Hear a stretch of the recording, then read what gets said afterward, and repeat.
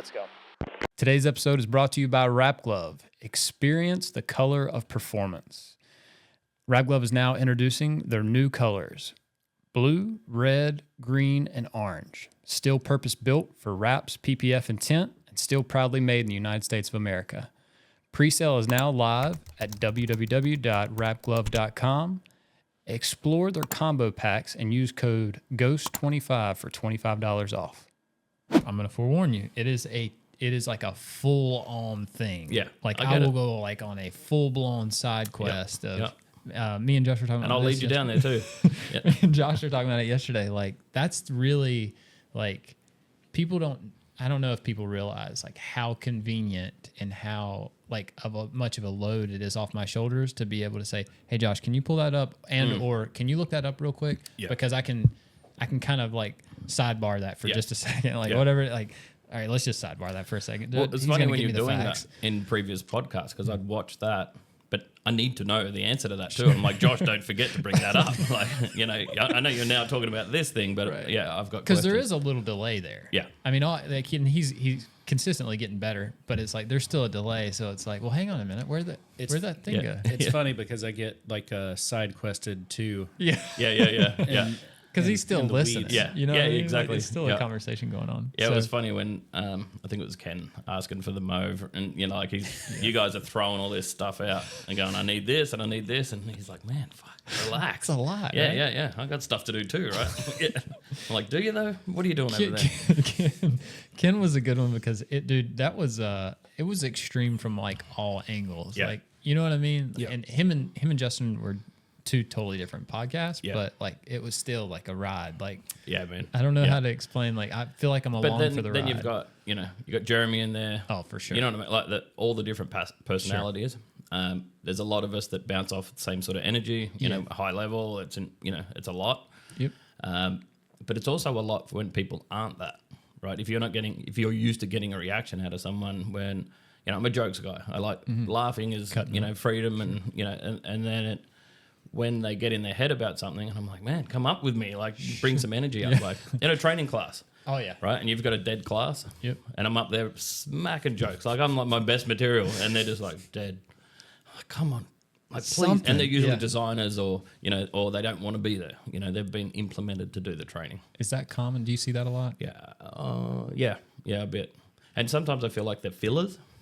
So the guys have done their best to get a class full. Mm-hmm. But in Australia, we're very limited to resources.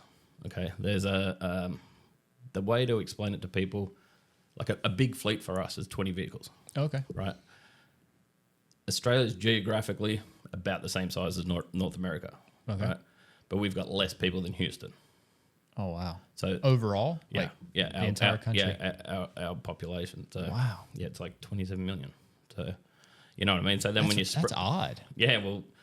Come to Australia and you'll see why. Because once you get like 3 hours in from the coast, it's desolate. Okay, so there isn't anything there. And the country is also very young. We're only 200 and something years old. So that's a few generations, right? Like, also, everyone fact check all of this, right? Because this is my understanding I was just of thinking, like, the United States is too, right? The United States isn't very old. Yeah, I think it's still at least double though, right? Is it? Yeah, at least 400 years old. That's weird. I don't know if I've ever thought of that. But you guys go through like a Australia history class. Do they do that there? Yeah. Okay. Yeah. Because there's also, What? Why would they not? I don't know. Okay. I've never lived in another country. I don't have you in my headset, by the way. I don't know if you can hear him, but I can barely. Oh, sorry. Yeah. I can hear him mouth breathing over Is there. That it? I couldn't hear it. No, I can't. But okay. Yeah. I don't know. You can now? Sorry, I can't hear him mouth breathing, but I can hear him talk. Okay. Yeah. Can you hear me now? You got him now? You got me now? Yes. Oh, yeah. No, I can hear you. Sorry. I was thinking of the kid from Hey Arnold. I don't know. Yeah. Oh, yeah, for sure. Mouth breathing is one of my favorite things where I just, I'm a big guy, so, I can make noises when we're putting work in, and it's like... Oh, yeah. I'm very subconscious about it. And I'll like hold my breath over here, so if I ever... if y'all don't hear from me for a while. I think that's why you mute. I don't know. I always assume that's why you're muted. Yeah, okay. Yeah, see, where I do I think it's a key factor in if you're running a joke about that, right? Where, you know, if I want to look tired or stupid or whatever, it's like full mouth open, just, you know, just get that heavy, like that sleep apnea sort of sound. I really do think that Hey Arnold makes it perverted for me for some reason. Jesus. I'm serious. Oh, now we're going down a road. Yeah. Yeah. I guess I got to be careful. All right. I do want to talk about Australia though, because I think that is it's pretty cool. I'm still trying to get my head wrapped around the population thing because I didn't know that. And I guess with the age, So our biggest city is 9 million. Okay. Yeah. What is the biggest city? Sydney. Yeah. Okay. So I grew up 3 hours south of that. So I'll give you my trajectory through that. Sure. I grew up in the capital, which is Australian Capital Territory. It's really, really small. Like it would take you maybe an hour to travel, you know. I don't even know what that means. So when you say capital, is that like a? So you're DC. Like, okay. Yeah. So it's where our Parliament House is. So like our version of the White House, etc. So got it. Is that near Sydney? Is that? It's about 3 hours south. Okay, so it's where you're literally where you're from. Yeah. Okay. Cool. So, what's it called? Canberra. Canberra. Yeah. Okay. Yeah. So from Canberra, it was too cold and slow for me. You know, that knowing very young that I was that ADD kid that, you know, school wasn't for me. It's cold? Yeah. Yeah. There's okay. Another fun fact. Aren't you south of the equator? Yeah. Further south we are, the colder it gets. Oh, okay. Duh. Right. So we're just flipped on its head. So you know what I mean? Like the lowest part, and I mean this geographically, not just there's a lot of Aussies still want to kick my ass, but Tasmania is like always cold and windy, right? Close to the Antarctic, you know. And that's funny. I still imagine it like a desert. Yeah, and then is it furthest? I don't guess most of it is. So it's a cold desert. No, the desert's still crazy hot. Oh, okay. Yeah, but we've got altitude, so that'll bring you in. Some of the spaces have altitude, so yeah, you'll get the cold weather and the conversion. Like we'll get to 0 degrees Fahrenheit, right, in our colder places, but Canberra will still get to 105 degrees. Oh, so the swing is pretty big, right? Yeah. So really seasonal, but you know that 4 months is cold, and it's too cold to go outside and do anything productive. The unfortunate thing about that is it's also cold to it's not too cold that you can't be driving, and you know what I mean. Like there's states over here that will shut down for 6 months basically. That we're still traveling in the cold, so you're out in the cold. If you know if you work outside or in a warehouse, you're cold. So the older I got, the more comfortable I liked it, right, and got a little bit wiser and realised I could move. So I went a little bit further north. I had more family there, and I started working there, and you know, I did jobs like just labouring jobs, you know, building fences and whatever I can get my hands on. But cars were my passion, so went through, did my mechanic, and then I realised too much of the thing you love can be exhausting in itself. So you know that when it come to swinging spanners, I didn't last that long. Like I was sort of 3 or 4 years in, and went right. The shop sold. And it went to a service centre instead of doing performance work. And we're talking early 90s at this point, right? So in those early 90s, it was really, really, and I was making like $250 a week, you know, and it was, I didn't really have any ambition at that point either. I was just sort of getting by and trying to, you know, bump my way around like most 19-year-olds that are sort of out on their own.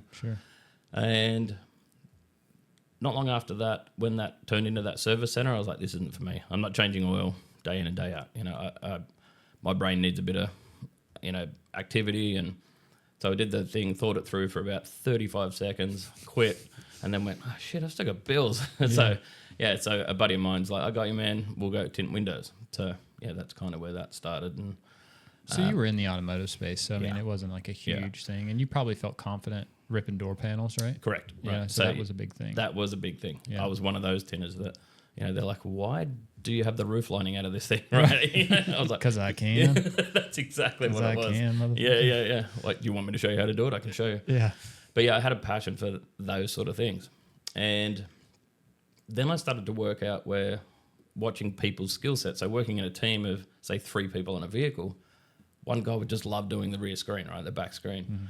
And I was like, man, I hate that. Like, just the position of it. And, you know, it was it was frustrating for me, and I think creasing the film, trying to sort of navigate that. Where this guy was a gun, he hated quarter windows, so and then it was well, I like the passenger side, you like the driver's side, which is opposite for reference. Sure. That's become interesting in competition. I'm glad you said it. I wouldn't have picked up on it. Yeah, because I'm painting this picture in my head as you're talking. Because I'm a rocker, like I don't like doing a rocker panel. Right. I don't. It could be because I'm tall. Yeah. Right, and it's a lot for me to kind of get bald. But I don't know. I fit well in tight spaces too. Yeah. So it's like it's a strange thing. And back doors are the same way. Yeah, I was gonna say that it's so funny because we do like when me and Scott wrap a car together, like we have things that we would rather do than others. I'm a passenger side guy. Yeah. If we were to go out and wrap a car, we're going to do the hood, roof, and deck. We're going to do the top sections first, and as we come down, chances are I'm going to do I'm where me and Josh do. I think we're both kind of like we're front bumper guys. Like that's where it would be a coin toss to who's going to be on the front, who's going to be on the back. Yeah.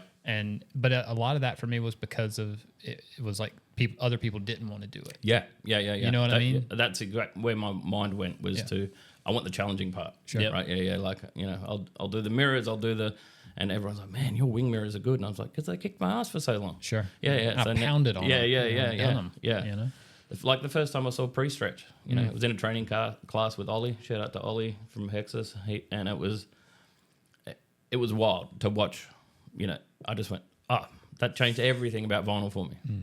Prior to, because I come from tint. Sure. It's polyester; it doesn't stretch, right? So it was just, you had such slight movement in it, and then I was like, screw tint. Look at what you can do with this stuff. Well, even in the shrink, right? Like it's minimal shrink as well. Yeah. So it's interesting to watch it.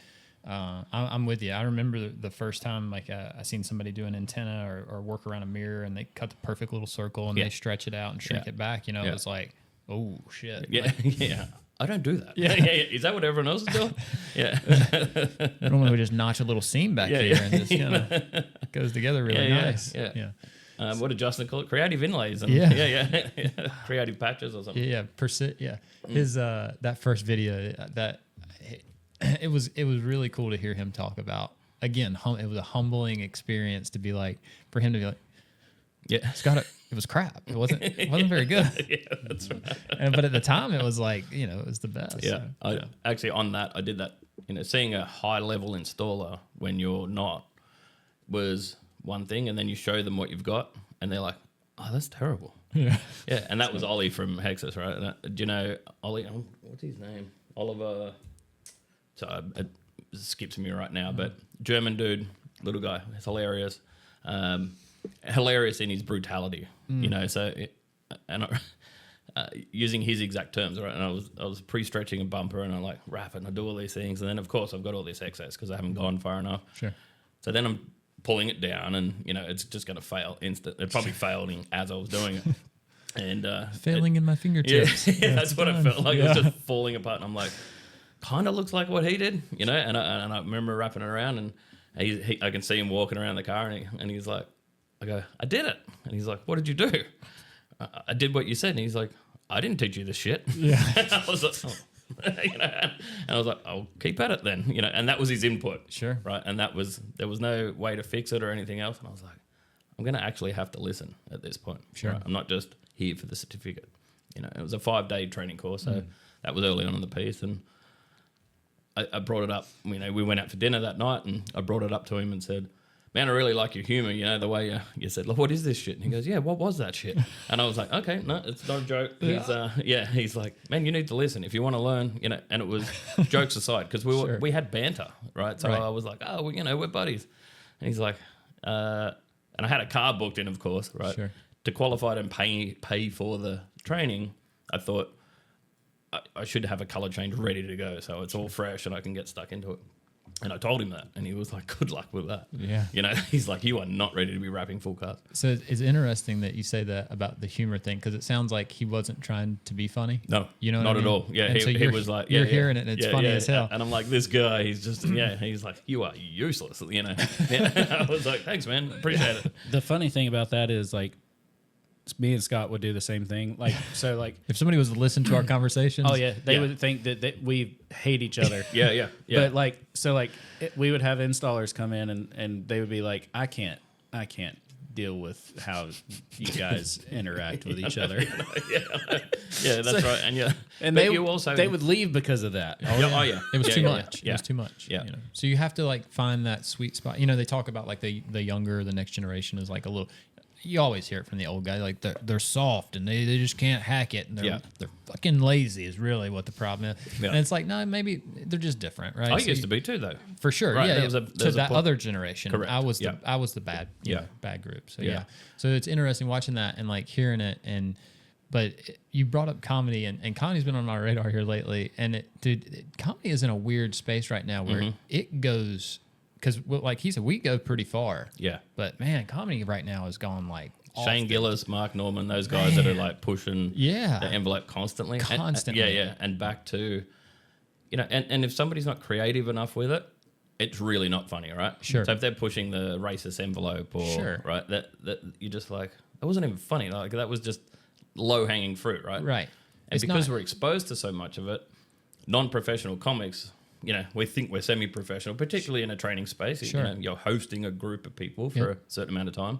Well, you got to hold their attention, Yeah. so you're using every strategy you got. Yeah. You're Yeah. like, it's like you're loaded to the gills and like, it's like 1 second I'm going to be serious and I'm going Yeah. to show you this awesome thing you've never seen before. Then I'm Yeah. going to be funny and witty and creative, all these things. And then I demand you do these things, Yep. right? And when you don't, I have to like reprimand it somehow. you know what I mean? And Yeah. it's funny because like, I think I have a pretty good sense of humor, right? But when it You comes would to think that. when it See, I comes rest to- my case, right? Like already, Perfect, Yeah, yeah, installer But when installer talk. But when I get to that point, like it's no longer funny. Like I feel like, hey, I need to address this now. You need to be aware, like this isn't Yeah, it. yeah. Whatever you thought that you were doing here is not it. Yeah. And I've already explained it once. So I'm gonna come at this from a different angle and try Yeah. to re-explain it. And you got to be like, that's a delicate thing. Yeah, it really is. You know what I mean? because they're you can also being- destroy. Exactly. Yeah, They're vulnerable at that yeah, point. You yeah. know what I mean? You don't. I'm not saying that you need to coddle them or you need to, I don't know. Make No, but it you can super overwhelm soft. them. You really can. Yeah. Yeah, we don't want to be a dick. We've definitely changed our approach over the years. You had to. With But it's kind of protective, right? For you guys, that space already. So you bring it in at a high level early on. Yep. And nobody can fit into that space unless they've experienced it. So Well, and you're still doing it. Yeah, Right. yeah. Like so when you're hands on, it's like, hey man, I just showed you how to do this. ugh. I just showed you how to do this, right? And this isn't like super complex. We're Yeah. not going crazy here. I'm not asking like this isn't brain surgery or anything Yeah. like that. Like, Be a good student. Just right? Yeah. hear me out. And you got to be careful because I'm not. Well, did we get cleared? Wasn't there? Didn't you look up there were certain words I wasn't allowed to use? I don't know where. I mean, you just can't drop like too many F bombs like Gotcha. early in the thing and like I wasn't saying that because more just Yeah, want to yeah. make sure I was clear because I used the word retard not too long ago and it's not like derogatory in any way or anything like that. But it's like from that perspective, it's like you're looking at that person. And it's like, are you like mentally? Are you okay? Yeah. Like, are Yeah. you all? I think that's sometimes you- worse. yeah. Yeah, right. Because Yeah, it's right. Yeah. Because you grow up Yeah. like we grew up in a time where it was like the older guy was like, "Are you retarded? Are you dumb? yeah. Like, Yeah, can you yeah, can yeah. you not think?" And it was like you knew they literally meant it wasn't a literal thing. Yeah. And so now it's like I'm trying to be more politically correct, Yeah. and it seems like even harsher, like even like I like rest my case. degrading. Yeah, Exactly what I yeah. said. I'm like, are you okay in the head? Right. It's Yeah. actually Like, seems like you're being Yeah. serious, like, Yeah. and it kind of I am being serious, but at the same time it's kind of Well, I tongue in know- cheek a little bit, like. I want to use that as motivation for you, right? To push you a little bit and get uncomfortable here. Sure. But also, But like, if what you're are your dumb, skill sets? Yeah. That's right. If you you're are an dumb. idiot, let me work with that. fill me in. Yeah, because yeah. learning like people with like learning a little bit slower than others. I mean, it's not necessarily that they're mentally inept, but it could be way slower for somebody else versus you. You And know, like some people just learn get different. shit. Yeah, Yeah. There's times me and Josh we having conversations, and he'll just he's just checked the fuck out. And Yeah, he's yeah, like, yeah. I don't even know where you're at or what Yeah. you're talking. Like, dude, I don't know. In space. Yeah. That's where you're at. My wife calls me an astronaut. Yeah. Oh man, same. I'll disappear to places and I'm okay up there alone. But there's times like yesterday. It was funny. We were talking yesterday, and I'm like, all right. In my head, like, I need you to get in the spaceship. I need you to get up here with me for a minute. Like, we got to blow past a lot of stuff that Yeah. probably matters. Yeah. but not to me right now. Not right now. Yeah. I'm way up here. Just come up here for a minute because I want your input because I really think that you've got some valuable input up here. It's like, Catch up real watching quick. him blast through there and he's like, oh God. Yeah. Dude, there's been so many times where I've been watching Scott fumble with like a door handle or like a door panel, and I'm like, what's he doing? And I'm over like, there? dude, and he's like he's seriously trying to like Reinvent the wheel. make it Yeah. make sense in his head, and I'm like, dude, just get out of my way. Yeah. And he'll get frustrated and he'll be like, I need to know how it works. And I'm like, no, you don't. We've got to get this. Your job fucking is to thing put the done. vinyl on. My two things. My son the other day were riding up the road, and I can't remember what I was working on, but I was working through something hardcore. Like I'm just like digging, and I'm all in. He's in the back seat, and I got my hand up, and I'm like, I'm talking, like almost like I'm in tongues or something, like with my hand waving. Like I feel him like tap on my shoulder. I'm like, what's up? What's up? What's up, dude? You good? And he was like, are you okay? Because you don't seem okay. I seen what you were, the thing you were doing with your hand. Yeah, he's 10, and I'm like, yeah, I'm fine, dude. You don't do that? Be He's cool, like, man. I don't do that.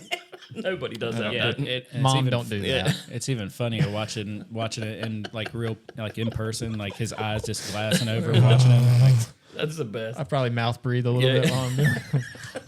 Oh, you mouth. Scott, come back to us. Is he good? Who's he doing? So my terminology I use for that is, you don't need to be here for the rest of this. yeah. Yeah. I'm good. Oh my God. Me and Graham are going for a while. We gotta be going. Michael, talking about, so that kind of translates into the tool thing. So if I see something in my head and then it really bothers me to get it out, like I start looking at stuff and I'll be like, oh, that's kind of a shape of Yeah. that shape right there. If I cut that thing in half and bend it, and then like it took that. Oh yeah, mouth breather. Yeah. Straight away. You were right there. You were right there. and if at any point he tries to pull me into that shit, I say, hey, just go ahead and do whatever you're thinking you're gonna do. Well, first Hey, he'll say, leave me he'll out say, of he'll it. say, just draw it. Yeah. That's normally where the conversation. Yeah, Just draw it and hand Yeah. it to me. I'm like, I can't. I haven't finished. The thing is that when they come together, and so then I start. Y'all cutting get back stuff. to me. But Michael's, my brother, he'll be. I can't remember when he said it was. At some point, he was like, he was talking to one of the younger guys that was working with us. Yeah. Me and him, we're having a full blown conversation. I'm like, you know that thing that you keep in your box, and if you took it and you had it at the right angle, right, and we got the grip part off of it, and he was like, hang on, hey Francisco, go close my box. Close the box. There's a little lock thing on the side. Just lock that thing in place. Thanks, man. Go ahead, Scott. Did you show him the bag? No, we got to talking upstairs, and before we'll have to we leave, I'll show Yeah. you. Please. It's this. It's a bag of death. I've it just is. like chopped up little thing, and we've got the original. One of the original Tuckers is in there. Different squeegees and different ideas. I wanted to see that first iteration of it. Yeah. That would be amazing. Yeah, it's cool. Yeah. It's a fun. Hey, why don't we go back to the Australia thing? Because Yeah. Oh, yeah. that Yeah. shit's interesting. Mm-hmm. Yeah. Which it'd be like you guys talking to us about the US, right? Because we inherently live our lives, as a partner of the US, right? And we kind of, from our views, it looks the same, other than some obvious political things. And like, I know way more about American politics than my own. Really? Yeah, because that's what's produced media-wise, right? Even So- in Australia. Oh yeah. Because your politics affect our country, right? So I don't know. Do they? maybe, Okay. right? So I don't know.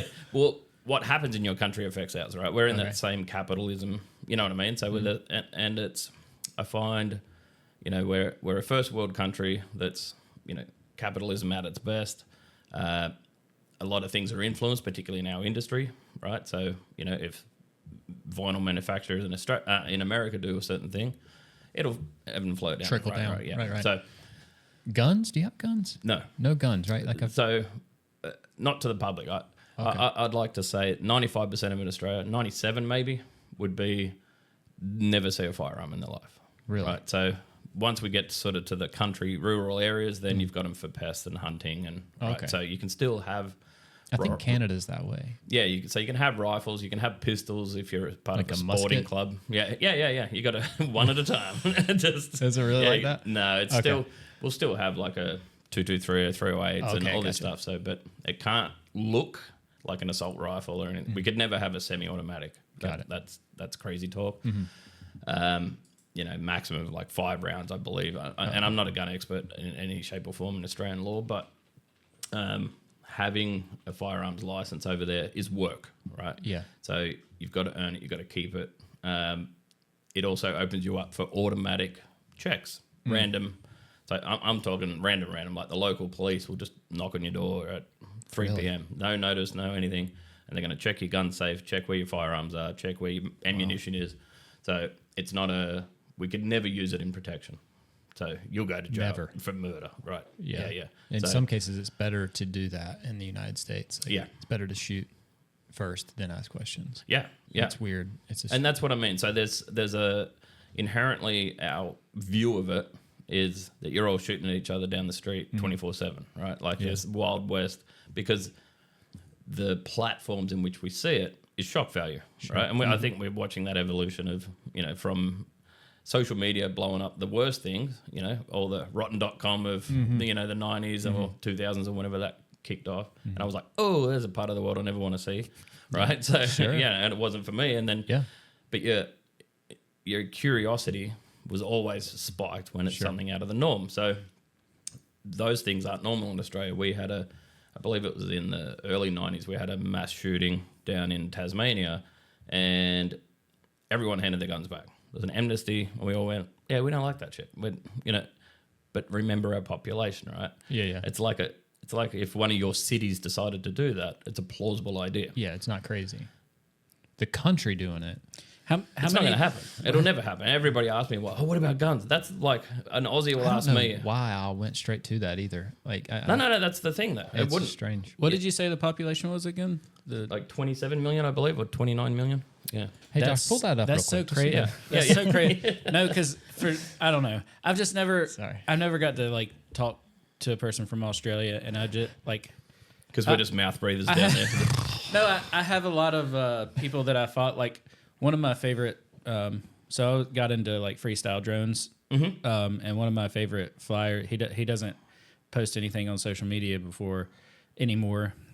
God dang it! And I can't remember his YouTube thing. The worst. But he was a Shout he was out a Ozzy. he was a drone. He was a freestyle drone. I probably pilot. know him. There's He only started, 29 million of us. He started Rotor Riot. God dang, what's his name? I follow him on Facebook. Anyways, Just Google it. but anyways, To Google away. I just like I'll I like Google it for you. Go ahead. I don't know. I just like I don't know.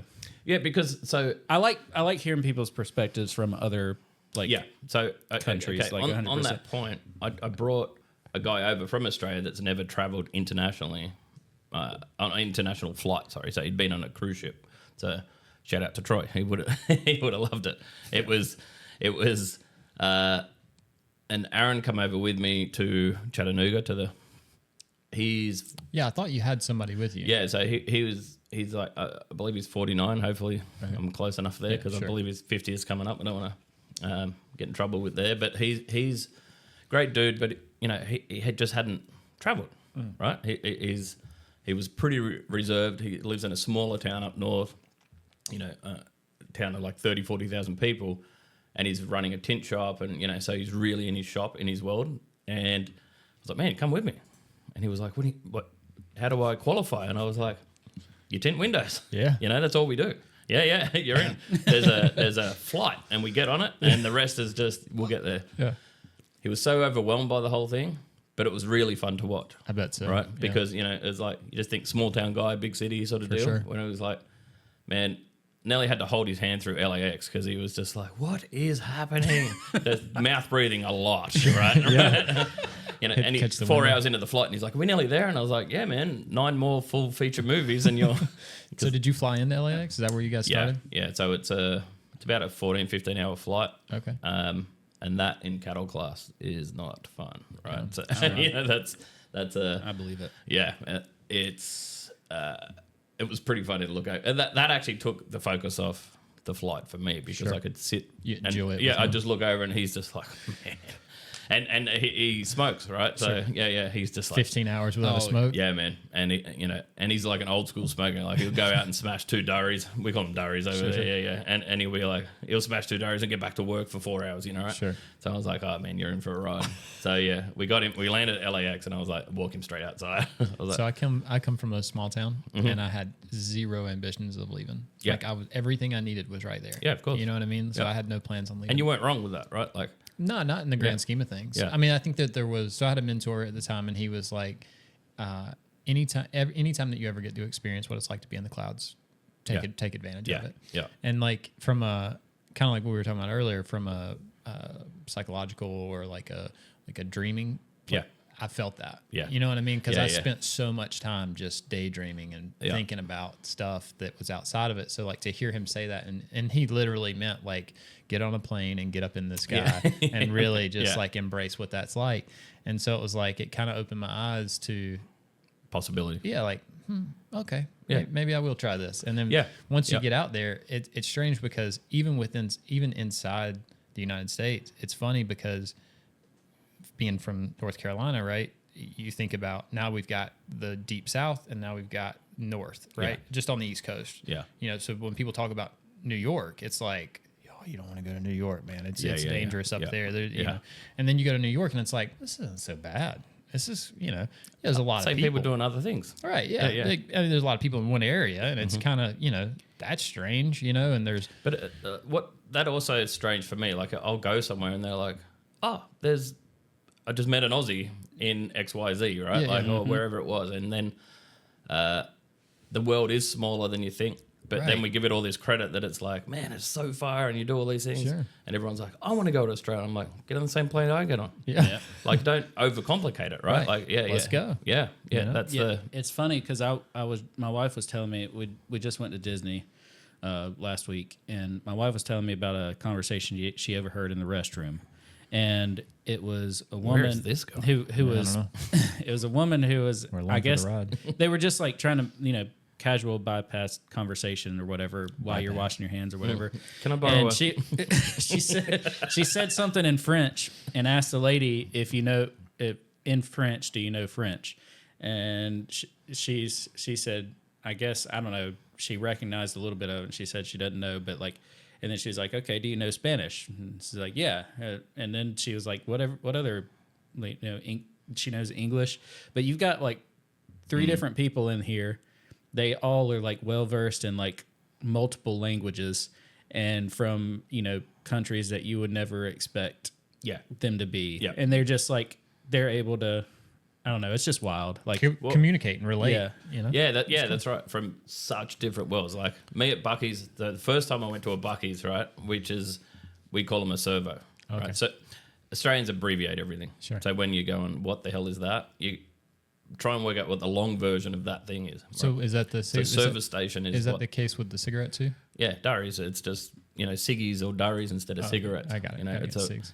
yeah. And we'll overcomplicate it in other places. So it was like actually easier to say cigarettes, and everyone across the world will know what you're talking about. Yeah.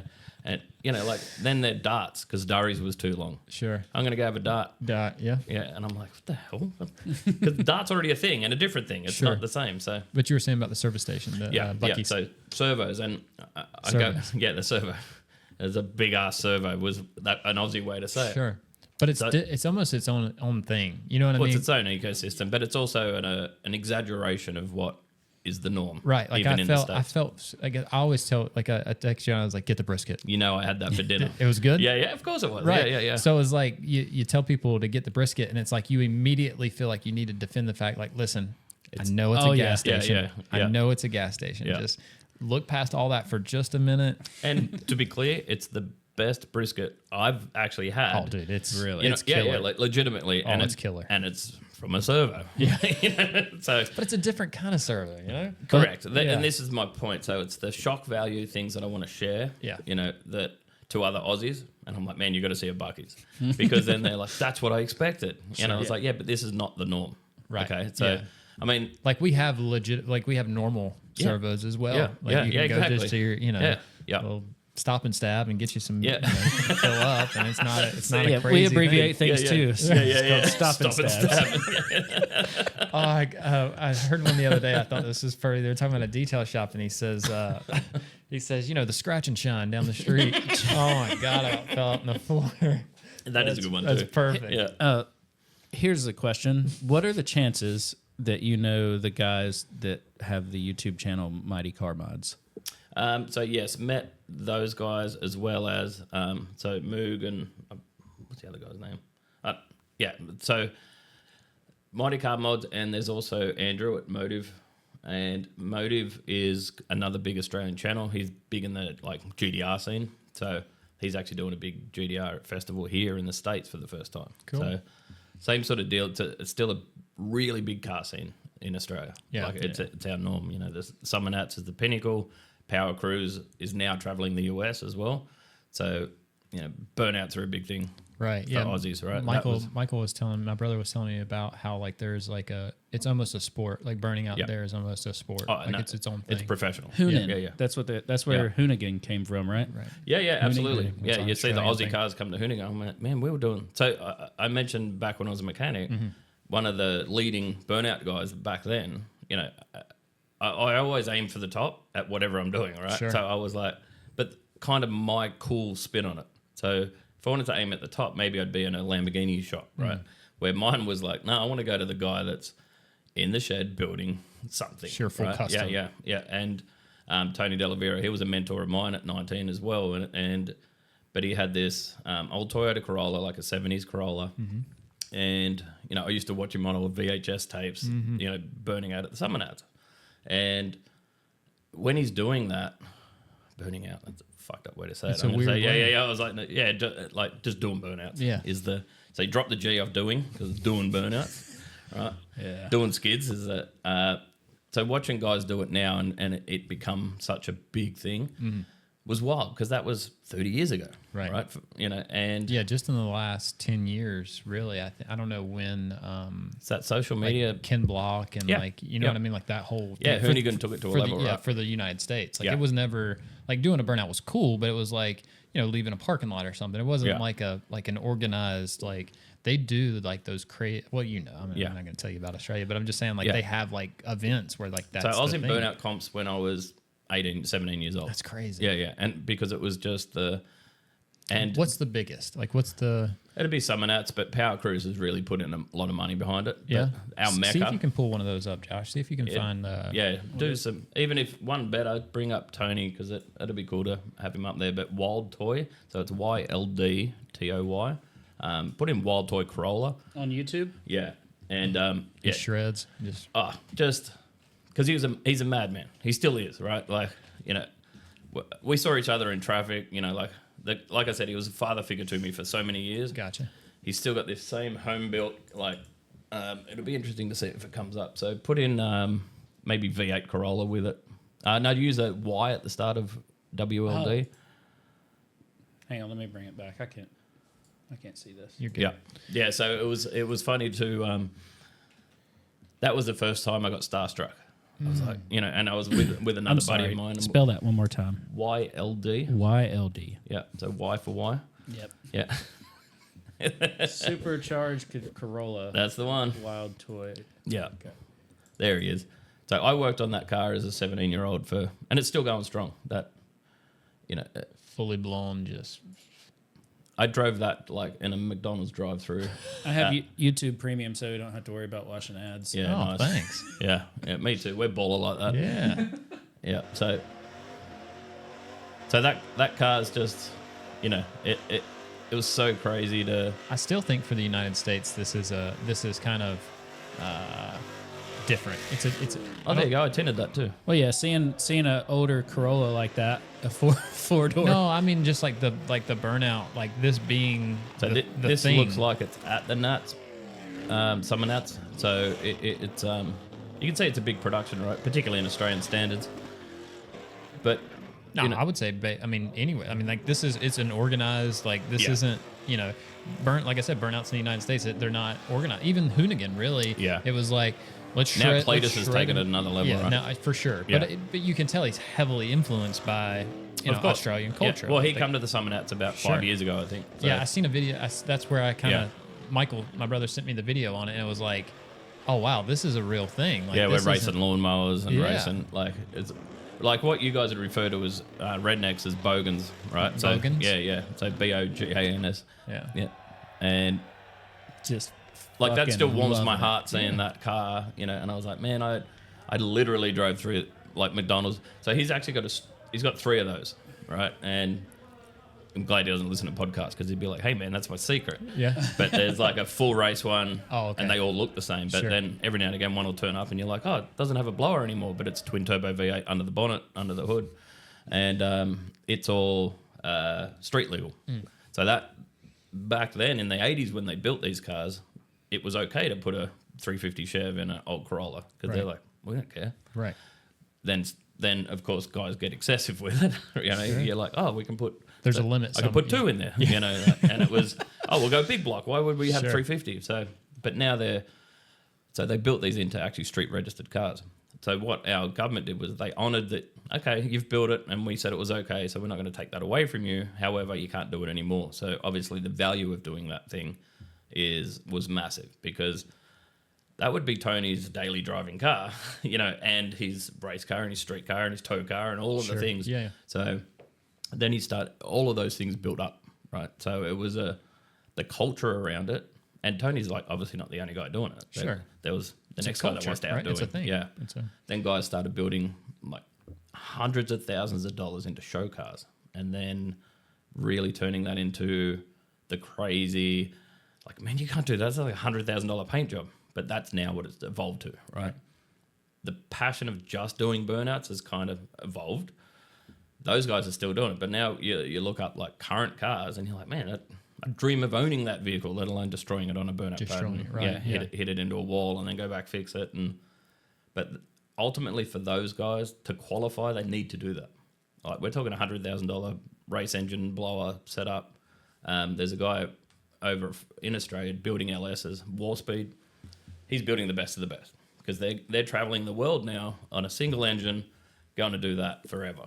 Where before it used to be to qualify for a good burnout, you blow your tires and your motor and your gearbox, right? And there'd be oil and fire, and then you were like, man, you're crazy. Yeah, that's right. And then you're like, just go and work for another 12 months to do it again, right, on a budget. So, and even then, like you see some of that in on the American side, right? Like, so like it became like a standard for like monster trucks, right? Like monster truck rallies. If the guy doesn't completely just end up upside down, the body's destroyed, and him standing on top of the thing cheering. He's like, it's only one broken arm. It's fine. It's like he's not doing it. Yeah. Right. Yeah. And so that we talk about expectations a lot too, because it's so funny how it's like you could easily overlook the fact that this is a 20-foot tall tire. Yeah, that's right. Yeah. You know what I mean? Like something so simple that's like... And you view them from a distance or on a screen. Right. So you really don't have a good perspective until they're like doing the interview, right? And there's the little girl and she's like, well, how did you do? And you can't even see the top of the tire or whatever. Yeah. So it's like you miss out on so much of that because of that. Like we've just been, it's like conditioned to like, that's a Corolla. Yeah, that's right. Yeah, everyone remember that's 1,500 horsepower Corolla. You know what I mean? Yeah. Like my uncle, I can't remember exactly why I ended up driving it, but I drove a Corolla at one point, right? And we beat the hell out of it. I mean, just snatching the e-brake and giving it everything it had. At best, it would run 65, 70 miles an hour, maybe. You know what I mean? Like it was just a shit box for, but it was a beater, right? And we beat the hell out of it. Strong car. Yeah, took a hell of a beating, but it wasn't that car. You know what I mean? So to get to that point is just and to have it on the budget that you do. Sure. We also didn't have the resources. Like dynos weren't a thing then. So him dynoing that car. There's a buddy of mine, me and Brett. So Brett was like they're like Tony's age, and they were, I was the apprentice, right? So I'm in the shop, and he's like, all right, you hold this back corner of the car.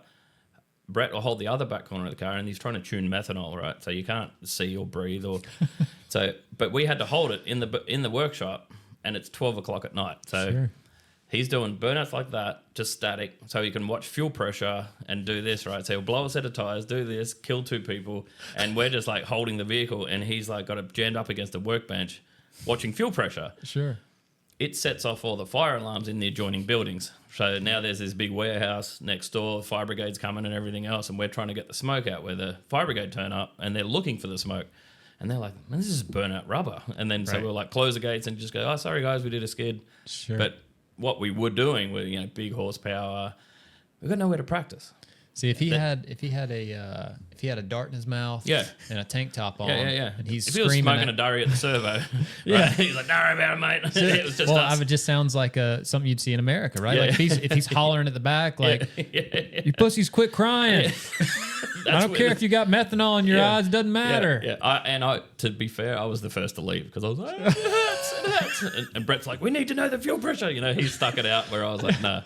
I'm like, I'm not getting paid enough for this shit. We're doing these burnouts, man. This is happening. Right. We got to do this. This is life. And that's what I mean when I now watch it, right? Because they're the hours, you know. Sure. I said this about the tuck tool, you know, where I was like, for you to be at a show with the evolution that you've got ready to expose, I was like, I kind of have an idea of the sort of things that you would, you know, obviously not of the process, but of where did this start?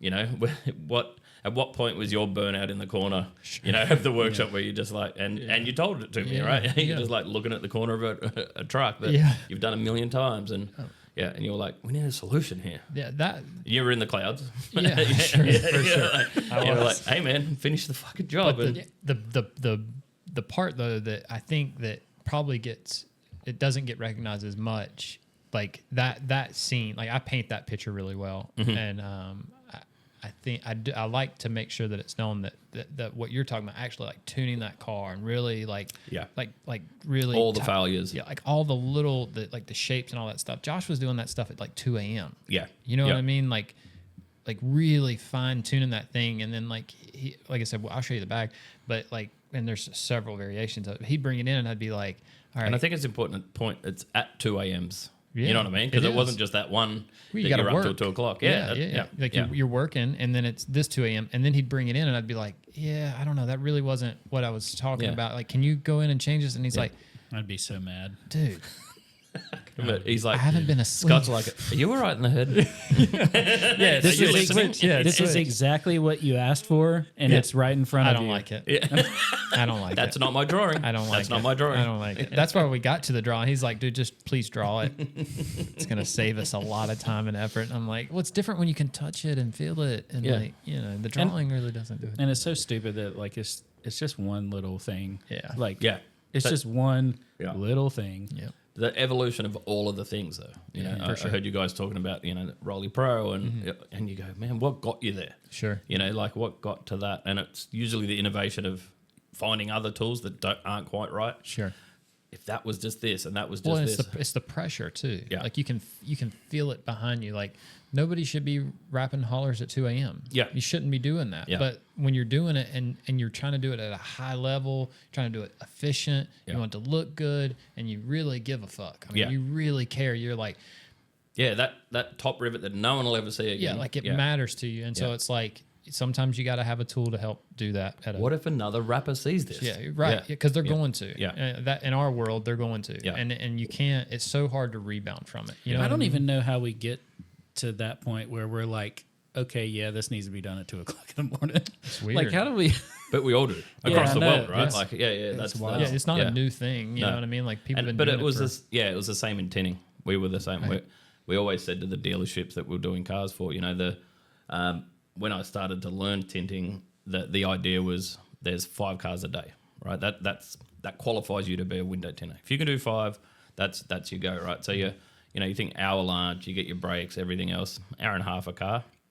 I think the fastest car back when I was pumping cars out, I think we had a little Nissan X-Trail, a little SUV, and we were doing those in about 20 minutes, right? And you just get to a process where you're like cooking. It has to. Patterns you pre-cut, all hand cut. All hand cut. Yeah, a plotter in Australia was crazy back then. Really? Yeah.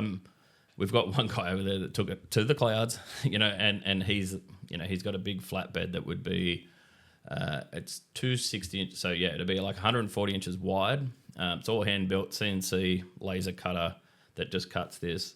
140 inches wide. It must be, man, like, because I'm trying to convert it in meters, but it'll cut 10 cars at a time. Oh, wow. Right. But it'll cut through double layers. So he's now made this whole robotic craziness and I'm like, what's the ROI on this, right? Because that's where my head went. And he goes, passion project. Yep. This is never paying for itself. Yep. Yeah. You know, he goes, I've got a backlog of like 40,000 quarter windows for the old model Camry because they went and changed the glass. Sure. And now I've just got, but instead of it being waste, you know, and just going in the rubbish that we'd normally throw out, he just goes, well, I might as well cut something out of it. Sure. Right. So making his own patterns and doing all that. But and I go, oh, this needs to be like in Texas in a big dealership. You know, that's where it'd make sense. And he's like, cool, I live in Australia. Yeah. I'm not going, it's not going. Yeah. So yeah, anyway, but to see those things was, you know, and once again, back to what did he go through? You know, get there, yeah. And I was like, man, a plotter already does this. Plotter's not right. Yeah. You know, because it's curling the film, it's crinking. It don't do this. Yeah. And I was like, fair enough. You know, and It's weird. At least you don't do drugs. You know, like That makes so much sense though. I'll show you guys some videos of it that he sent me that you'll just be like, what? You know, because it's all vacuum bed as well. So he had to create the vacuum bed and you know the sheer scale of it. Like he bought a property so he could build the shed to house the machine. That's you know, cool. you know what I mean. Like, Yeah, you watch the evolution of it. But so, you get to a place in it where it's like it doesn't. I told you upstairs. You get to this place where eventually you just say, nope, I'm doing it. Yeah.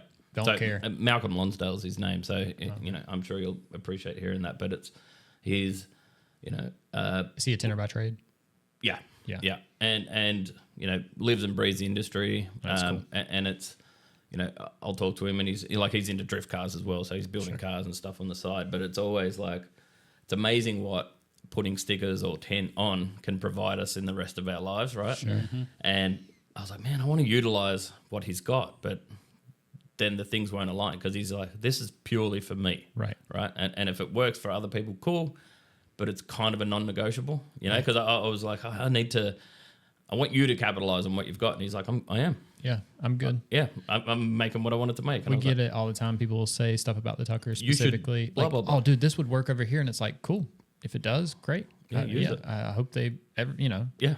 good. I want it to be used. I don't, you know, but it's not, I'm not actively going after that customer and like thinking of it like, cause that's not what it's for. There are products that are like that, right? That you need to, you know, You can use in all those spaces, but it's like a 3M pitch, right? Like I can tell you if you're working on a certain project, what I think works, you know, suited best for that thing, and it's like that's easy. I don't mind doing that, but when it comes to that, it is different. We've ran those routes too, and like of the thought process and trying to like see where that would lead us as far as like just trying to, I don't know, trying to milk what tease it out, what we like what it's gonna look for like, everything. But like over the past, like I would say 3 years, we've like really honed in like that whatever that is, like it's for us mentality. Yeah. Because I think that's Otherwise what's going to work. in the clouds the whole time, right? You are You're right. using that metaphor. You get lost up there. Yeah, You know? and like, you go, I want it to be everything it can be. Yep. And then you're like, but it is already that. Yep. You know, Yeah. it doesn't need to be anything else. No. Yeah. So And it's weird because it turns into an art thing. you get becomes- protective of it. It gets very and well, I look at other. It feels weird to even say that I'm an artist, but I feel like but it's creation. it's creation, right? Yeah. So it's like you start Like Tony and his Corolla. Like, Exactly. You know, he's not an artist, but he kind of is, but he is in that yeah. niche, right? Yeah, and so it's like you start thinking about it. So you start looking at other artists for inspiration, and it's like at what point, and I ask this constantly. Like I wonder, you know, I always think about an artist in a music setting, right, or a painter, even a painter. But they're in that moment where they say, you know, that last touch is.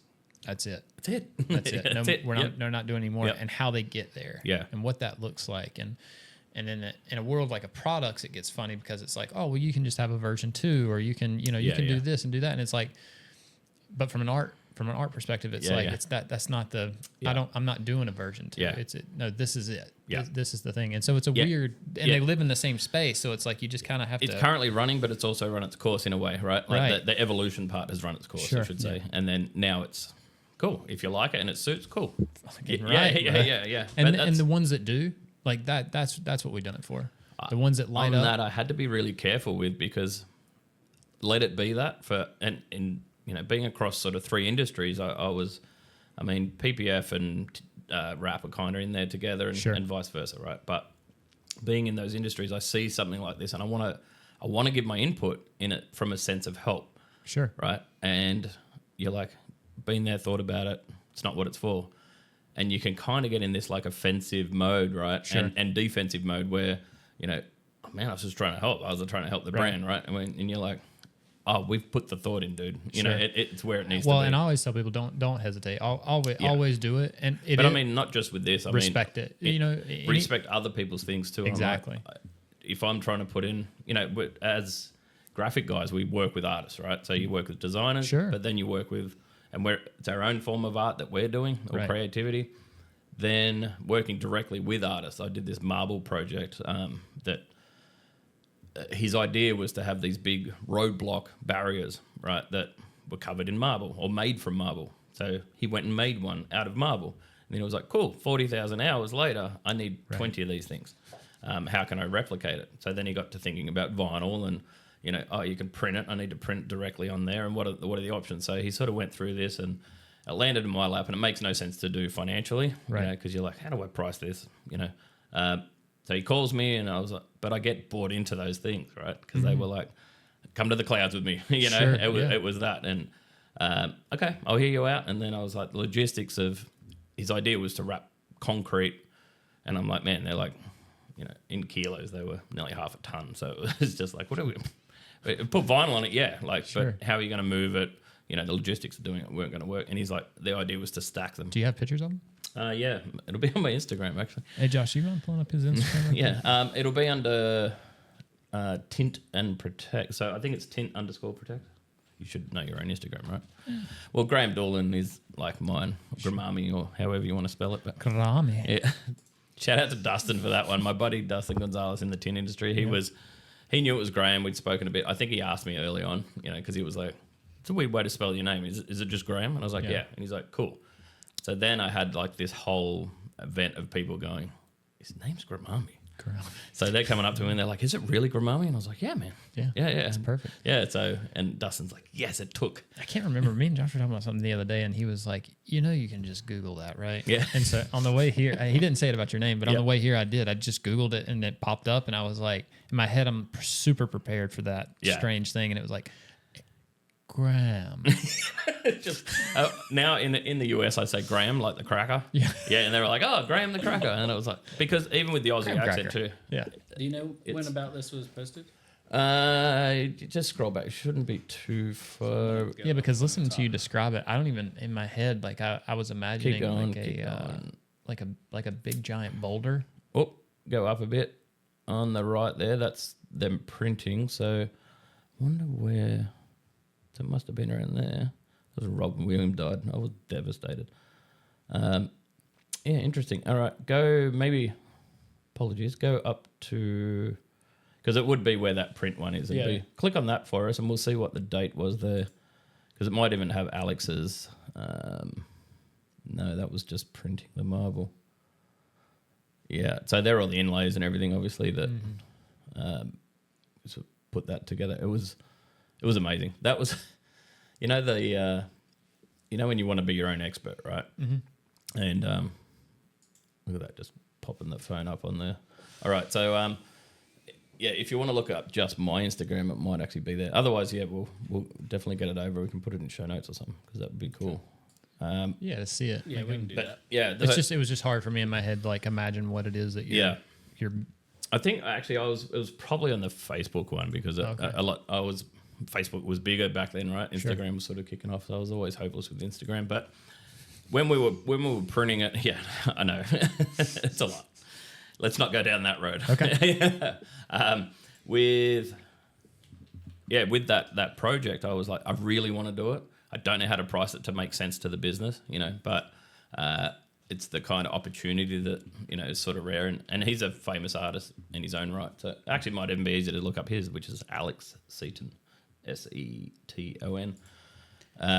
And when he was hitting me, I want to find that solution, right? Sure. Problem solver, and I want to bring that back. Right. So, and he's passionate about it too. Oh man, he's like, when you see his work, I think that would qualify more that I had to live up to world famous Yeah. marble sculptor Right. that puts in hundreds of thousands of hours, and I was like, well, this is going to be tough. I said it earlier. Spell when his we were last name again. Seaton, Seton.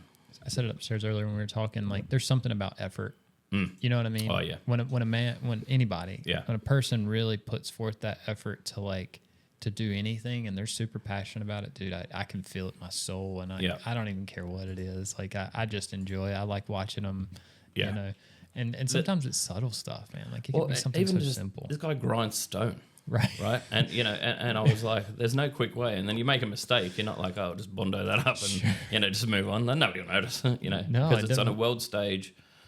They take years to make, and then he will go on and publicize it, right? So it'll be once it's out in the open, it's there. And everyone's there to critique it to a degree, or celebrate it, right? But you're looking at like, how the hell see that? What's the shortcut, right, to be able to achieve such a thing? How do we achieve that? So, I'm not gonna be able to find it right now. okay. Well, we Can't- tried. it's not Put it, coming up. even put in marble sculptor or something. So Yeah. So Troy messaged me yesterday, and I think he wanted to come up and see yeah, it. it would have been good. Yeah, but Yeah, I don't think it worked out, but he mentioned, so he left something for you, and I didn't know that he left it, but Okay. this is kind of cool because I wouldn't have known this otherwise. I just seen it pop up on my phone. Mm-hmm. Josh, do you think we could call him? Is that That'd an be cool. option? Yeah. I've never done it, but I can try to connect to. You mean to just do it from right here? And see what happens? Hello, Yeah, that's good. Okay. Can you hear me? I got you. All right. We decided to push the podcast into this morning. Okay. And so I'm sitting here. You're gonna have to talk Hey, into buddy. the microphone too. What's yeah, up, buddy? sorry. Yeah. Yeah, I can hear you all right too. So yeah, this works good. Troy, we're live, so don't say anything too inappropriate, all right? Troy, you can do what you want. What's up, Graham? Hey man, good to talk. It's Grammy. Yeah, Gramami. Gramami is the way we've presented it to the world. So Awesome. How was your trip up yesterday? it was a long, man. I underestimated that the charging capabilities of Tesla. I don't have one in Australia, but I ended up driving one around, and we ended up basically. I spent more time at charging stations than I did driving. So That was the thing. Me and my wife both, we travel back and forth to Florida all the time. And we have a friend in Florida that has a Tesla, and they just had to transport us from Port Canaveral to Miami after a transition cruise. And he had to stop between Port Canaveral and Miami to charge. And I was like, well, I'm out of the electric car game now. yeah, it's not for that, right? Like because I'll always put in a maps, and that's my target. And I got to beat that goal. So if it says I'm going to be there at 6 p.m., I'm like, all right, going to do 5:55. That's fine. Yeah. And I'll stop for gas, and then there's the balance between speed and efficiency. So Are you sure you're not American? yeah, He's got some serious American traits. yeah, He's a hillbilly and don't even know it. yeah. Oh no, I know it. Yeah. My next tattoo is going to be the word red in red on my neck. Yeah. Yeah, but when you're at home, you have the ability to drive as fast as you want wherever you want, right? No, we're way stricter here. Yeah. So, you guys like use your speed limits as a guide. Yeah. Right. No, ours are like, man, execute, shut them down. I'm like 5 kilometers, and like if I'm 3 miles over, we're getting booked. Oh, wow. Yeah. It's a big, revenue raiser. So, Where is home? Gold Coast. So, beautiful sunshine, Gold Coast in Australia. So Brisbane, Queensland. There you That's go. interesting. We got it up in the pod. So Brisbane there, that red dot on the green. My wife, her family is from Australia. Oh, really? Yes, where they at, Lisa? So yeah, grew up in Canberra there, then went up to Sydney, and then Brisbane. So you're on the coast. Yeah. So between the B and the red Perth dot, basically the majority of that is red dirt. Really? If you go to like a Google map, Majority of it's like red dirt. a satellite image of it, you'll see it. You just a big desert. where it's green is like habitat, Yeah, so populated. Lisa's grandmother is Australian, and she lives here, but they were from Melbourne. Oh yeah, yep. So down the Brisbane. bottom there in Melbourne is cold. Like, Yeah. So surfing, crazy. surfing's a big thing in Australia. yeah, right? Where yeah, is up where I am, yeah. Okay, is it? So there you go. There's the. So where it's red is like basically inhabitable.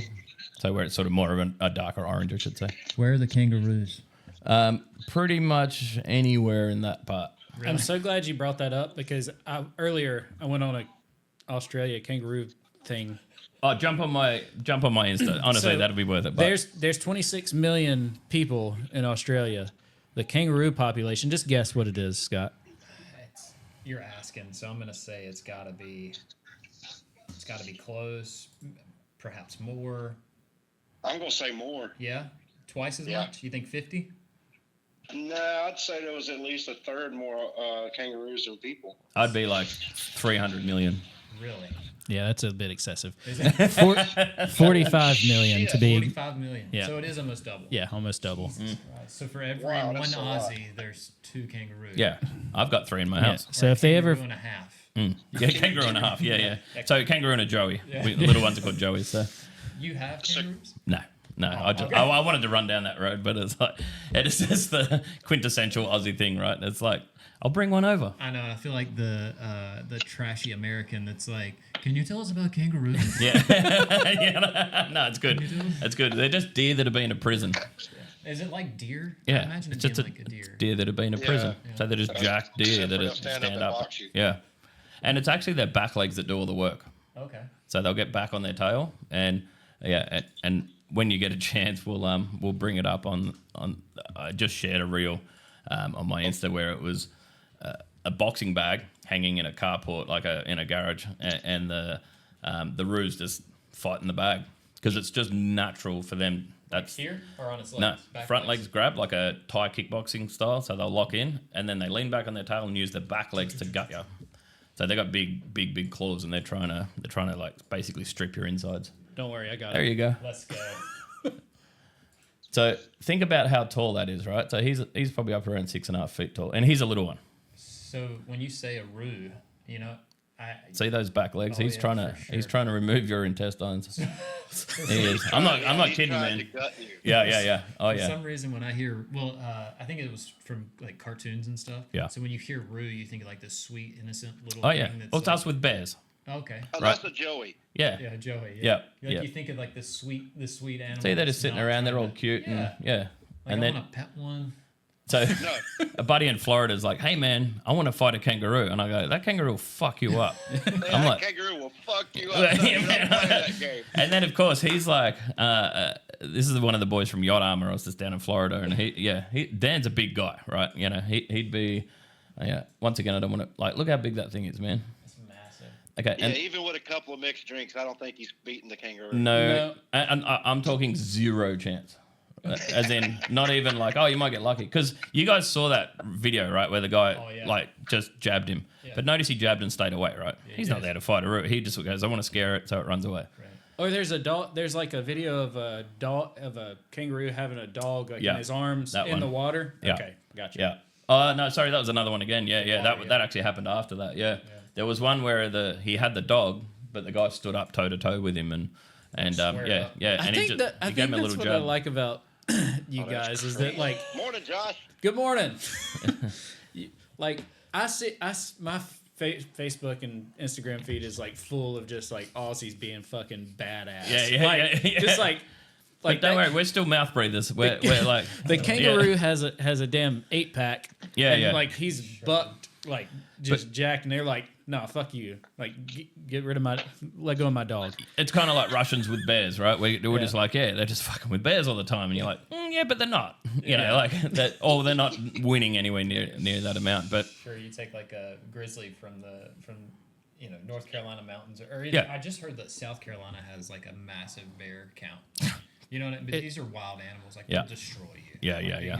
You're stand 0 chance. They Yeah. can climb. They're fast. yeah, that's right. We do have Florida people though, where they pet the swamp puppies. Yeah. like they Florida just is don't a care. different- Yeah, oh, don't worry. We've I'll be one Like one we day. had Steve Irwin. You know, there's The only thing they have to worry about in Florida are gators. I mean, a mud sure. puddle's going to have a gator in it. Yeah. But, yeah, I mean, it's not this massive. Well, then you get the bear or Aussie a crocs, and you're kangaroo like, that'll beat you to death. yeah. Oh yeah, crocodiles are a whole different. Yeah, our big salties up there. There's They get huge. oh man, yeah, Adam Greentree. I don't know if you've seen any of his stuff, but he's on Rogan's podcast a lot, but he's not the quintessential Aussie, but he's like our overlanding legend, right? So Did you say Rogan? yeah, have you heard of her? Yeah, she's got a podcast. Okay. Yeah. Never She heard of seems her. nice. Yeah. To look it up. Mark that. We'll come back. Yeah. You called me and I was busy. Have a question since I've missed the first half, and maybe Scott's already asked you, but Sure. I'm real curious about our industry, the graphics, the wraps, the architectural. How is that in Australia? I mean, is it big? Yes. So it's. I mean, I'm here, but it's kind of. It's in a way that we just don't have the scope. So probably what would have gave you a good answer there is our population in Australia is 26, 27 million, something around there. So geographically, we're spread out a lot. That's what I was going to ask, Dolan, is like, that's a big question of mine is, I mean, the network, the family, the rap family that I so graciously like to call it, here in the U.S. is spread out in the same sense that it's all over the U.S. Yeah. But the network is pretty small. I mean, yes, is it that way in Australia? Yeah, absolutely. So, particularly, once we get into the training space, right, and we're hanging with these guys, I was fortunate enough to join up doing a PPF training recently, and there was 2 other Hexus trainers there, but we're all just high-fiving to see each other, right? And when you and then there was another PPF trainer, you know what I mean? Like there was a mix of, because you also take what you can get, right? Particularly in this space. Is that manufacturer-wise? What are your options in Australia versus what we have in the U.S.? I mean, we'll have much of the same. Yeah. So Hexus, Oriful, like Oriful's got a head office, Hexus does, obviously 3M and Avery do, but they're just, the volumes are so much smaller. So the support's there, like there's a 3M building with dedicated training center, which is amazing, and I'm lucky enough to be the trainer there. So it's that's fun, but I think you get the bonus of it's unique and personable, right? But corporate doesn't get too pushy because they don't have the options either. So they're like, look, Graham's not a corporate guy, but we can utilize his skill sets. And I know what to say, when to say it, in those situations. So it's when we got the opportunity to actually hang outside of that and that rap family, the only thing that don't exist is really the shows to attend, right? The trade shows are so much smaller. Yeah, right. Yeah. So the trade shows themselves would fit like in your shop, right? So it's just, they're a little bit bigger than that because obviously the sign industry is huge and there's a pull there. But as the rap family, I think we're pretty protective of it too. We want it to be cool, but now we're in a generation where I've been in the industry since '96, so we didn't have as soon as I got the internet and then I had Jim Miller to watch and Jeremy and yourselves. It's those things that actually start to connect it, right? Good. Then I meet a guy. That's what I was getting at. I was curious to know if the outreach of what we are doing here is reaching other countries, and massively. Yeah, sorry, it influences everything. Yeah. Good. So I mean, I get to see what GMIS is doing. And I really wanted to be there to meet you in person today, and I'm sorry I'm not. Oh no, my apologies. It takes 19 hours to do a 12-hour drive in a Tesla. I'm packing right now because I'm leaving for Rome Thursday morning. So it sounds terrible. It's just this horrible life. Yeah. I left something for you. I hope that Scott got it out of his car. I haven't yet, but that was the whole point of I appreciate you texting and reminding me. So. Yeah, I appreciate that, man. I left you something in the car that I wanted to hand you personally, but Scott's just as good to hand it to you as a rap family member as I am. He's going to duck out and grab it, so that's awesome, man. No, Troy. I mean, even look for us because it is so far away. For people that don't realize, it's like a 14-hour flight to LAX and then move on from there, right? So it's it is quite the commitment for. And back to your point, is it influencing outside of the world? Absolutely, because outside of the US, and the Mecca is here, right? and the US as a whole is kind of the mecca of what we would call wrap and development. But then we get all these outside influences, which can be, everything across, Tadashi, you know what I mean? Like there's other countries that have their own influence, and then we come together. But you have to come to the US. It could be an internationally massive movement. Yeah. And so I am coming to Australia. Lisa wants to go really bad and spend a few weeks to explore. You just let me know when, man. I'll make sure that you get the best 100%. advice, and you get to fight a Roo. That'll be important. I'm not fighting no Roos. Yeah, no. I'm too small for that. Yeah. I mean, I might play with a Joey, but I ain't fighting no Roos. Oh, damn, man. I appreciate this. This is massive. So what we're going to do is we'll fly in or either come in on a ship and stay, like when they actually put one in Australia where we can get to it and stay. Yep. We normally do this. We've done it in Greece. We've done it in Italy where we go in and we do a week or so on a ship before or after a 3 or 4 week stint on land. Yep. And Australia is our next hit. Yeah, we're going awesome. to do the Asian market as well. But to have friends and to meet new people in different countries, I was telling Scott on my podcast with him that I was just in the Canary Islands, and me and Lisa are just walking around exploring the local cities. And we had an overnight, and it was late one afternoon. It was after dinner. The sun was going down, and I turned the corner, and a guy's installing graphics on the windows. Yeah. And I pulled my knife out of my pocket and clicked it about 5 or 6 times, and he pulled his out and did the same exact thing. Yeah, man. It was like an instant connection. Yeah. So we exchanged cards. I mean, he's in the Canary Islands, Yeah. I don't get to go to the Canary Islands very Yeah, often. you guys just connected and qualified each other, right, in that moment. In that moment, Yeah. less than a minute, it was like he instantly come down off the ladder, gave me a hug, we exchanged business cards, we chatted for a minute, we went and had a coffee while my wife was shopping, and it was just to connect with guys like you from other countries and to sense and feel what you guys actually get to experience in your countries. Like, I'm sure because of the distance, like it would be considered like the desert here. You have lots of areas where there's nothing happening.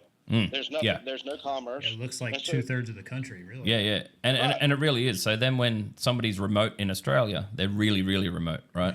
Right. So they might have a 18-hour drive to get to an airport to fly to a city that they can fly out of, right? So Holy shit. yeah, they'll spend days to come to training and in our major cities, right? That's impressive, and it's also a devotion. Me and Scott have talked about this for years, that in order for these guys to learn, the youth coming up in our industry, to learn it properly, they have to invest in themselves, and that's not just monetarily.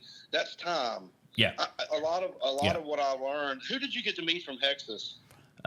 So John Papp and so the two main trainers down there would be Clayton Whitney out of Gold Coast Wraps, and John Papp. I won't even try and say his last name. Papadopoulos. Who was the other one that you had mentioned earlier? Was it Ollie or? Yeah, Ollie. Do you know Ollie he was out of Germany? Wow. See, these are guys I'd love to meet, and I mean Is that Blackman? I'm going to start Ollie doing Blackman? more international, I believe, because I think the connection, like you're talking about, Graeme, is just Oliver it could be Rule or amazing. something. The I can't movement to remember. be worldwide is awesome. Yeah, and that's what blows my mind, right?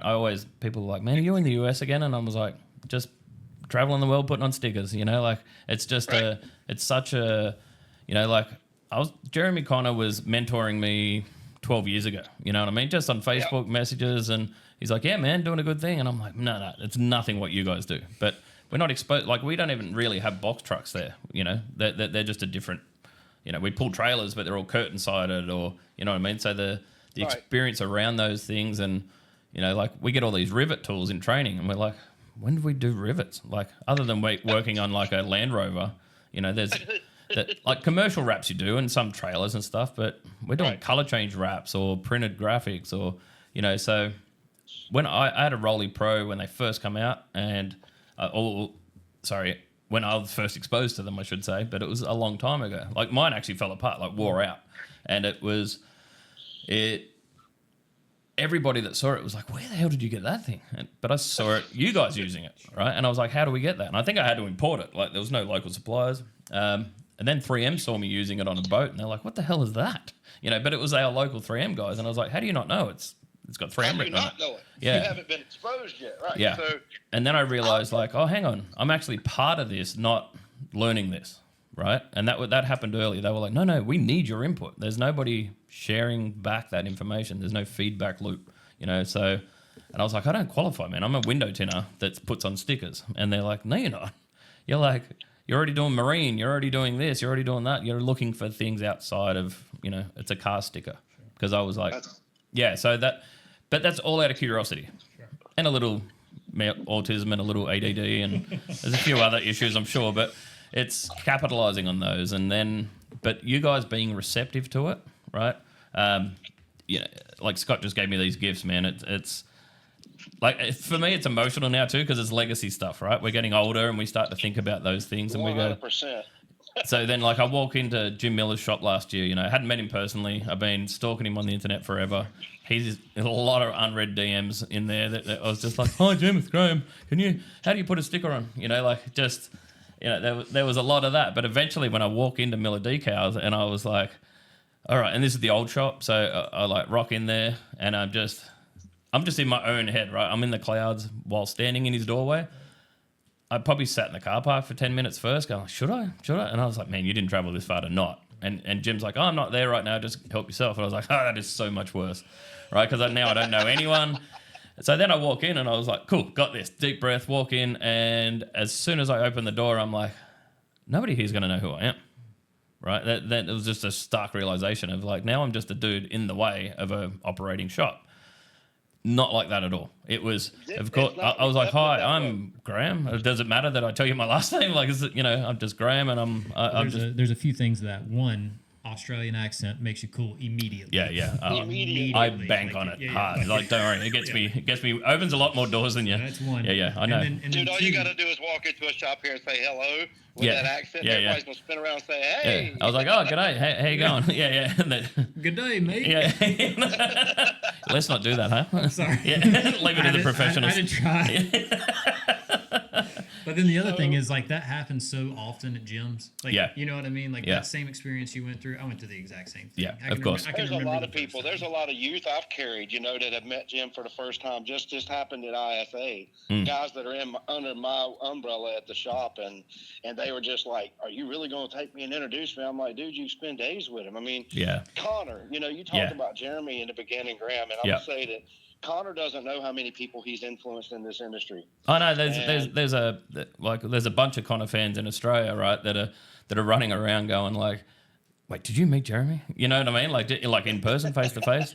And I was like, yeah, I got fucking drunk with Jeremy. Like, I was like, drunk with him, yeah. Well, he wasn't, but I was drunk. Yeah, it was like it was literally like that whole, So a big shout out to Kyle Osmitz. He brought me in. Kyle. Yeah, and it was just Mr. Barefoot. Yeah. Oh, yeah. He doesn't like those. What is it? Foot prisons, he calls them. Yeah. And, he invited me up to his wedding and, there was no way I could afford to do it and all of those things. And I was like, not going to get another invite, are you? So I went to Jim's first. Graeme, I'll say it, and I'm going to let y'all finish the podcast. Yep. I truly do look at you and those that are doing the same thing you are in Australia as Rap Family. Yeah, I appreciate that, man. And it means a lot to a lot of people down there. You can, I genuinely mean that. And there's a select bunch of dudes that'll get some of these coins too, because it's really, really important that they understand that. If I was going to give any message on this podcast other than just chatting, like it's an honor to be here, but it's also you can do that too, right? I was just a kid putting on window tint and, in Australia, so many years ago. And then I was like, one day I'm going to work in a big shop. And then, then you're at the mecca of the places and you're meeting the legends in the industry. Man, we appreciate you guys actually being receptive to that too. Because if it's not for the youth, we don't have a future industry, Graeme. So we have to be, and we can't give the old ways to the youth because they're not receptive to those old ways. But the one thing we can give our youth is our passion. Yeah, we can't hit them anymore, so we've got to teach them another way. Right. And passion is what drives us as installers, as industry leaders, as those that are setting trends. Yeah. I wanted you to have something that would be easy to travel with home, that they would do weigh a little bit because they're solid brass. Yeah. No, I appreciate it, man. I hand draw these from my travel business, and Scott can explain a little more about that. I own a travel company. Yeah, I listen to your pod. I was all in, man. Yeah, that's cool. Yeah. So just enjoy your time with Scott. Scott, thank you for calling me.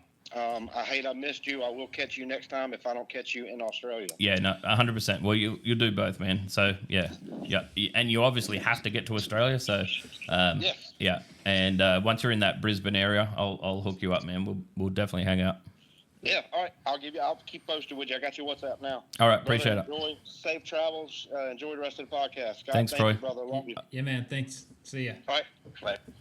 All right, cool. Yeah, that was Thanks. cool. Yeah, Yeah. yeah. Well, we had never done that before, so I think that went pretty smooth. Lambert, you pretty happy with that? Yeah, I guess we'll have to. I mean, that sounded good, but Yeah. we'll have to get the Bluetooth thing working too. No, that was cool. Dose of the tism. That's what that is. Yeah, yeah. That's what that was. Yeah, sorry. None of that shit that worked. matters. That but worked was great. cool. That worked great, Yeah. Scott. But Yeah, we'll see if that works, Scott. yeah, we can Yeah, do, yeah. we can do that better. Hey, No, Scott, that's let's not do that again. Yeah. Without my permission. Yeah, I'm no, taking one of these, by the way. yeah, no, that's all right. You, I was he gonna already give you gave one, but you made it I weird. know. I gave it to Jamie.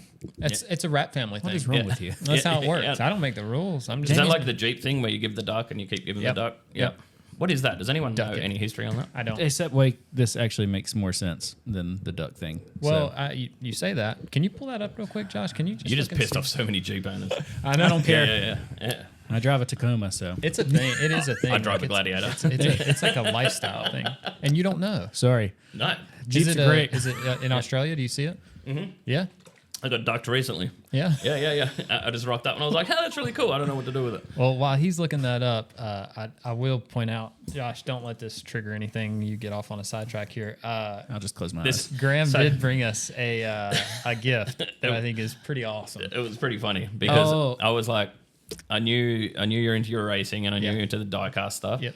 And then I was like, man, and I just spent 14 odd hours driving yesterday, and I was like, I wouldn't even know where to, Sure. I haven't traveled any of these parts of the country, and then I saw a Bucky's sign, and I was like, I'll get at least a comical token that you can look at it and just go, you're a dickhead. No. Right? No. Okay. No, that hasn't happened. I was really hoping there was a better that it was a story like that. Yeah. Because I was really hoping Scott wasn't like, I got this truck from Bucky's. And I finally saved up for my dream. But that makes it so Welcome much to better. America. Yeah. So I wanted to preface it with exactly that, and when I saw it, I just started laughing. I was like, awesome. because I it's think that's cool. We got to get some more a shelving. gift on from the a servo I know, that's the isn't like problem. the pinnacle.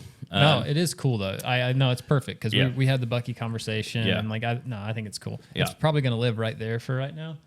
Yeah, no, Actually, that's cool. No, So we'll it get was another show. Yeah. plus one. I did think about it earlier about getting you something, but I wanted to get something that I loved. You know what I mean? Sure. Like, so it was like in the theme of the things you like. And look, a 56 pickup Ford is, because you got to remember too, any of these pickup trucks are imported for us. So we don't get F-150s built in Australia or so they because it all has to be right-hand drive. So we have to get them, import them, then convert them to right-hand drive. Really? So what do you think? Seems like extremely inconvenient. Yeah, you guys are annoying about that.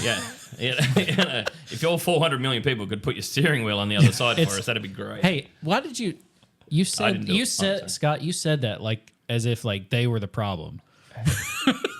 I don't know. I But didn't you mean mean it the that you way. understand we did the Yeah. we did the I swap. just thought of that. I don't know. Either way, it's inconvenient. I'm not saying It's it's just like them an or us. American. I'm just saying it's an inconvenient thing for Scott's someone. already throwing hate. Yeah, so is the the standard measuring system. Like Yeah. it would be so much easier if we just did metric.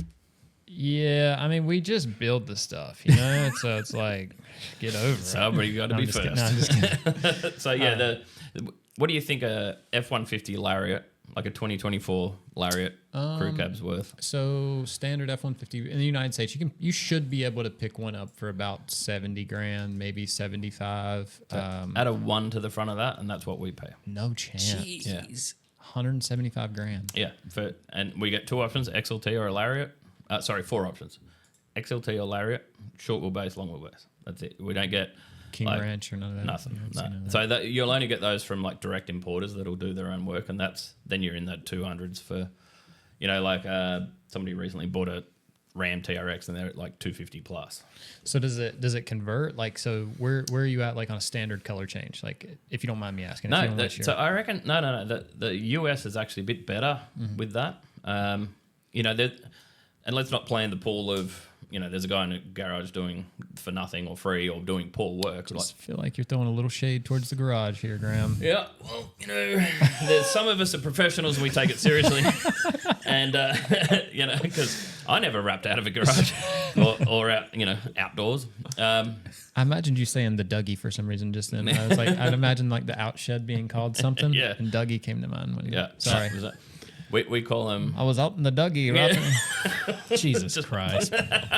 Well, mind you, I pictured, like, Jim spoke about going to Texas and wrapping, you know, 50 trailers outside in the heat and out in the sun, and I was like, I just pictured tumbleweeds, red dirt, you know, it was just like, you know, and it was like, I don't know what that was, but it was. I think you were trying to do the theme song from God dang it.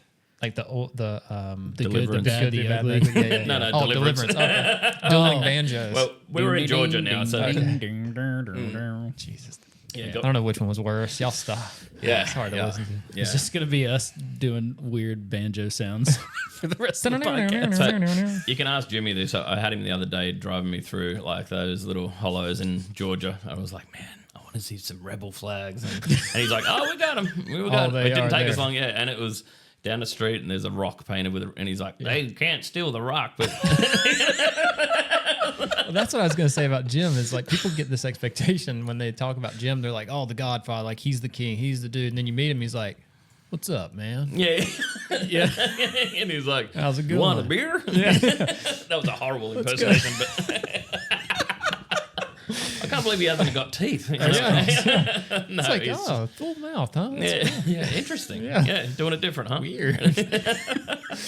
But no, because he's an installer, Sure. right? Yeah, And he doesn't pretend to be anything other than that. no. So He- first he time I went protects down that there, heavily. the first time I was down there, I was like, hey, Jim, listen, like normally this is an awkward thing, but I feel like there's a certain line of respect here. Like you've got cars in here. Yeah. We've had a few beers. Yeah. I'm going to go look over your shit real quick. Yeah. And he was like, well, of course. Yeah. Yeah. Help yourself. And Yeah. so like I get up and I start, he was like, well, hang on.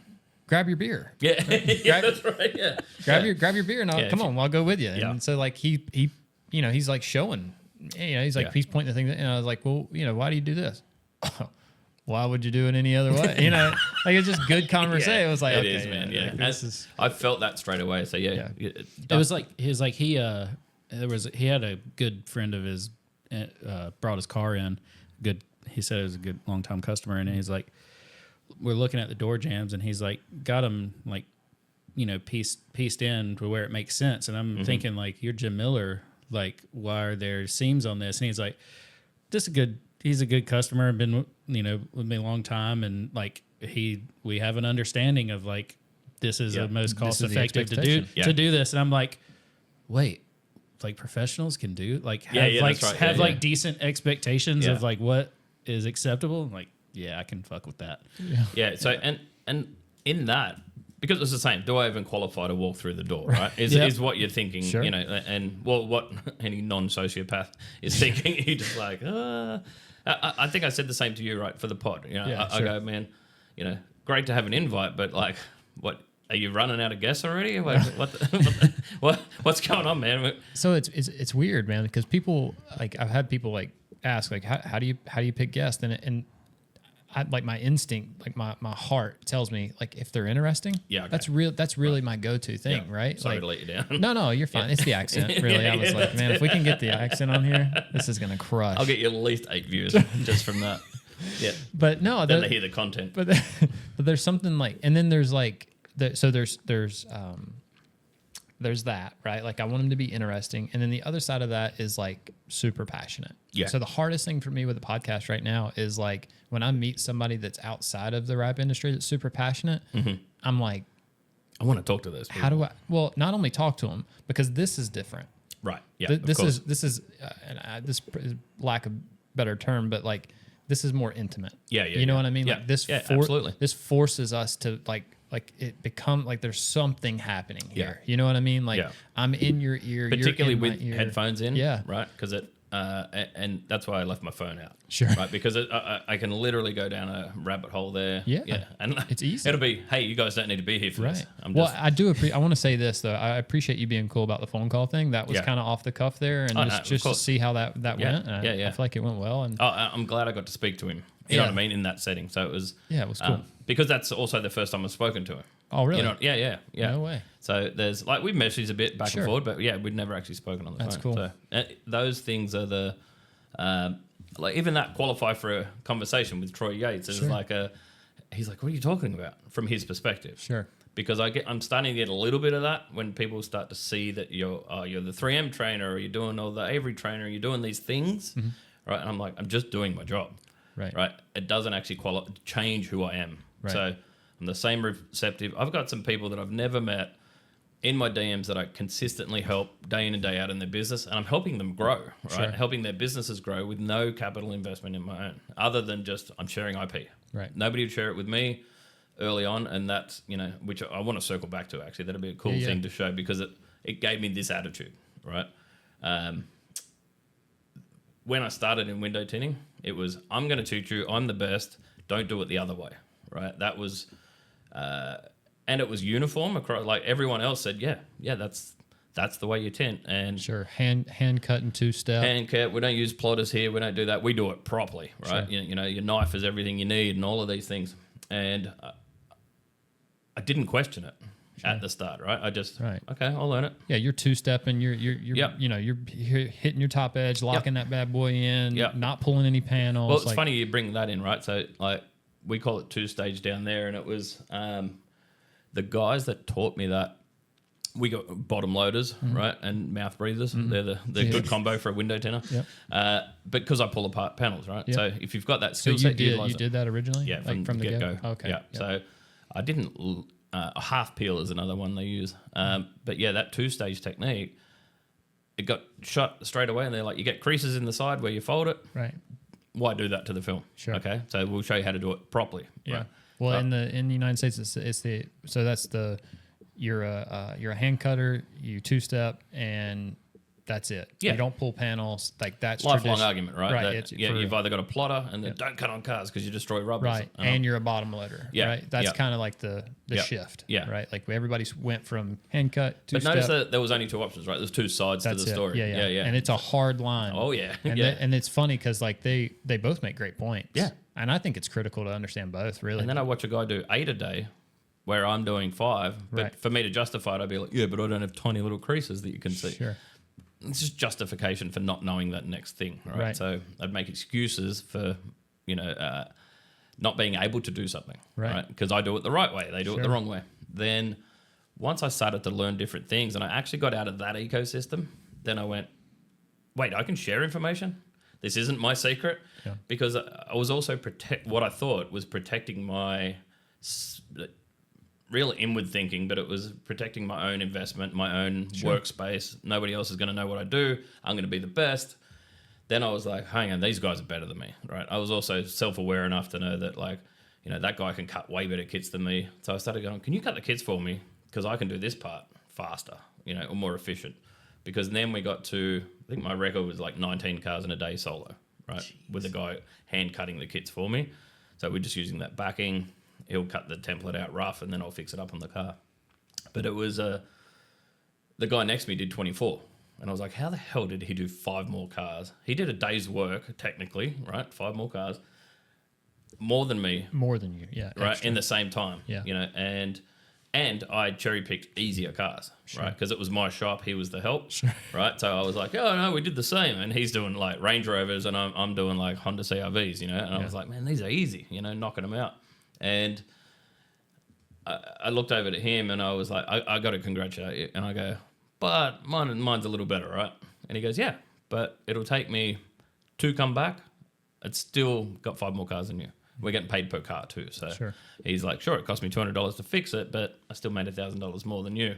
And I was like, different way to look at it. Sure. Right? And I was like, okay. And he goes, oh, by the way, I'm pretty slow. There's another guy that taught me. Always is.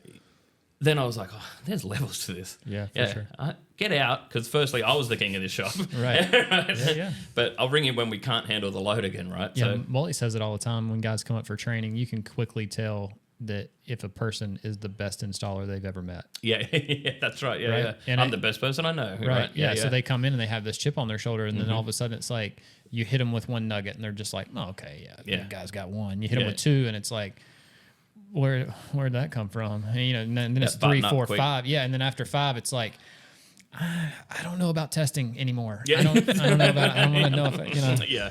And so- I really enjoy that journey. Yeah. Right. The one that's shoving their phone in your face at the start. Sure. Look what I did. Look Oh, what yeah, I check did. Look this what out. I did. Yeah. And you're like, cool, man. Cool. Yeah.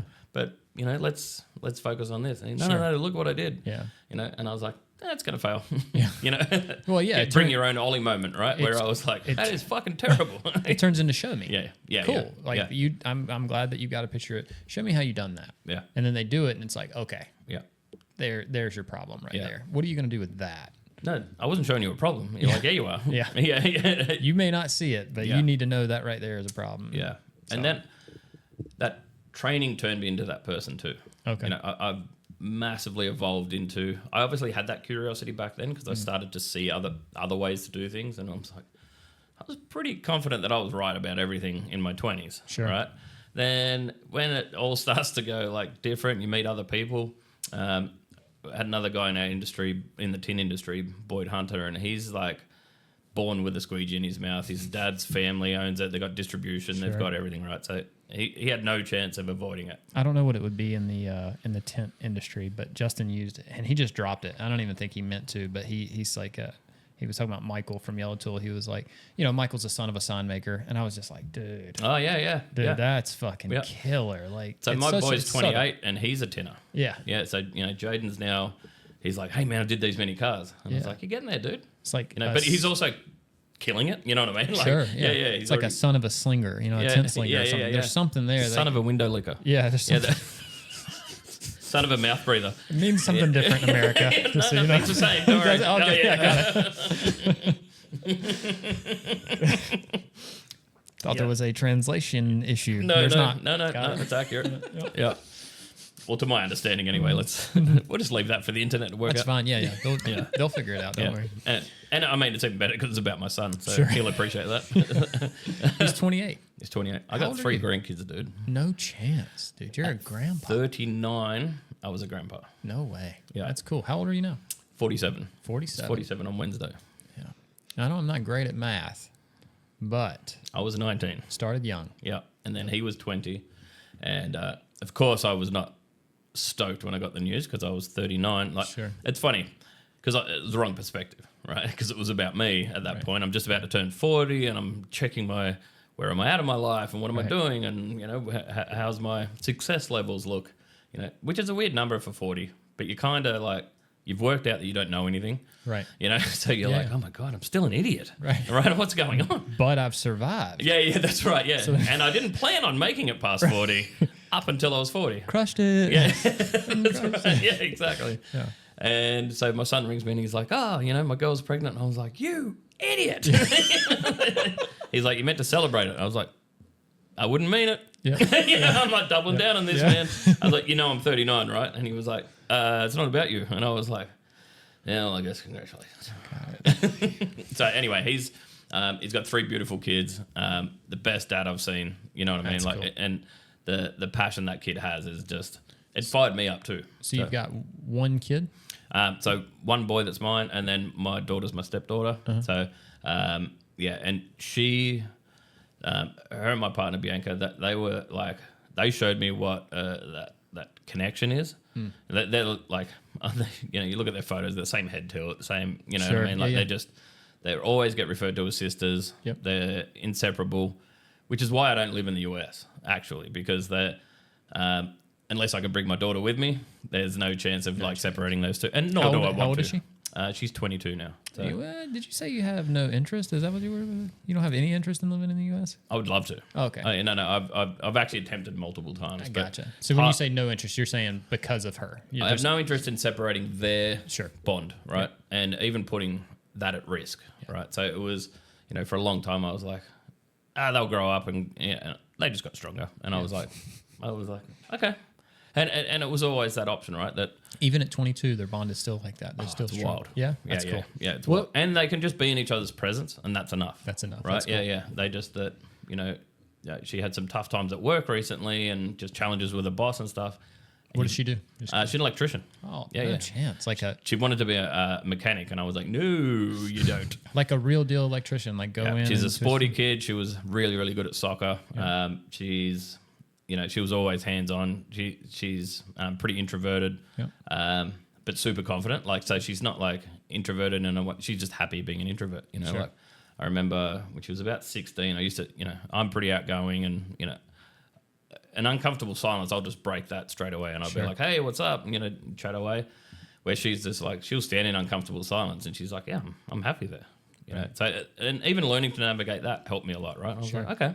Well, it gives you a different perspective too. Like, not only is she a female, but like an introverted female. Yeah. So it's like I've learned a lot. Confidently happy with being that in person. that space, So that was a learning one. She said to me one day, I actually said, "Can you please say hello?" Because like they said hello, and you just like blank stare them. Right. And I was like, "You kind of look like you're being a bitch." And she goes, "I was being a bitch." Yeah. And I was like, "Oh, Got it. Yeah, sweet. That's Cool. awesome." And I'm You nailed it. Yeah. Done a great job. You did nail it. Yeah. Because they were like, "Hi, Tyler, how are you?" And she was like, "Next." No interest in talking to that person. So. It was kind of cool to learn. Like, what I learned from them is the most amazing part, right? Sure. So, because you're an influence on them, and I was like, I do not need this responsibility. Sure. However, when you can be that positive one and support network, being a dad's it's a different game, It's like, right? ding, wait, I can do that. Yeah, I can do that part. Yeah, Right? yeah. There's that's some right. other shit don't ask me about. Yeah, 'cause I don't know. and please fact check me on everything I'm saying, because I believe it. Sure. Yeah. That's what I know. Yeah, that's I right. don't know it's right. Yeah. But no, I'm with you. So like one of the big things that I always reference with my wife is it sounds like a very similar situation, and it's like she's very good at boundaries, and I'll overstep my boundaries. I mean, just It's fun. yeah, I just do it, and a lot of times I don't even know that I'm doing it, but sometimes I do. But I do it, and I'll overstay my welcome. But a big thing is like hugs, right? Like I like. Just meeting you, like I hugged you immedately. Yeah, I was like, can you at least put your feet back on the ground? Like when you had your legs hugging me as well. I was like, God damn, he's in for the long one. I thought, is that not an Australian hug? And you're upside down. That was the weird part. I seen the Joey do it earlier to the bag. I thought I am not typing Australian hug to Google. that's fine. So Yeah, You don't mess need up that it. in your search history. It'll mess up the algorithm. Yeah. But that's how I am. That's me. It's my. But for her to like, it was like such a learned experience to be like, hey Scott, not everybody finds you interesting. Yeah. They're not gonna love your musk. Yep. They're not. Some people just. And I'll be like, well, baby, they hug me back. And Yeah. that doesn't mean that they wanted to. Yeah. You didn't give him an option. And Yeah. I'm like, oh damn, I never thought of it. Like, maybe I need to be a little bit more careful and respect people's space. And for me, I'm like, they've got the opportunity to not. sure. So you know what I mean? Because you're yeah. overthinker, right? We'll go. Yeah, we'll go.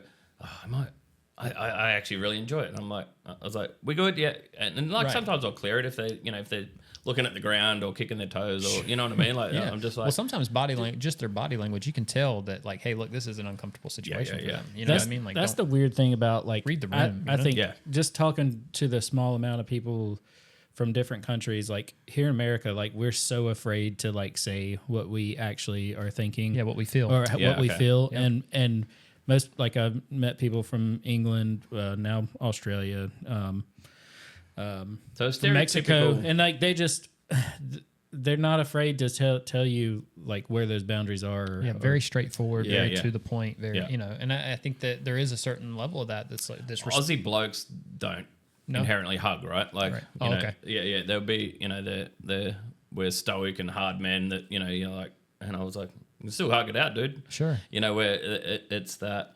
particularly from like pre-generations to me, so I was born in 77 and it was like, they were all hiding their feelings and drinking them away and doing the usual. Yeah. But then it was like, oh no, it's okay. It's all right. Like, and I'm an emotional person, so I'm happy to live in that space. Yeah.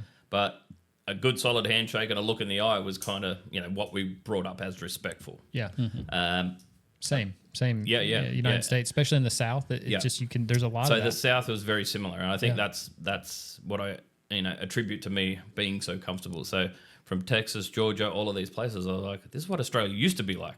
Right, that's sort of what I feel, that there's still a stoic man and it's allowed to be a man, and like those things. And it's funny, in that space, my wife is probably more manly than me. Like she's like more like that traditional person, and it's shocking for me. It's like shocking to my system. I've seen her, like somebody come up for a hug and her be like, It's the best. Yeah, you know what I mean? Like she's confident and she's comfortable enough to say, no, thank you. Yeah. Thank you. And then shake their hand appropriately. Like, you know what I mean? Like firm grip, look them in the eyes. That's all. Yeah. Like we're good. Yep. You know? And it's like, wow, like that's it. I celebrate that so much, man. And like I said, with my daughter, she is that person too. That's cool. Yeah. Where, now she's got a little bit in her head about it. Like she recently, I flew her up as a surprise, and because now we live actually like 12 hours drive apart. So it's a decent drive for her to sort of get organised and come out. So, I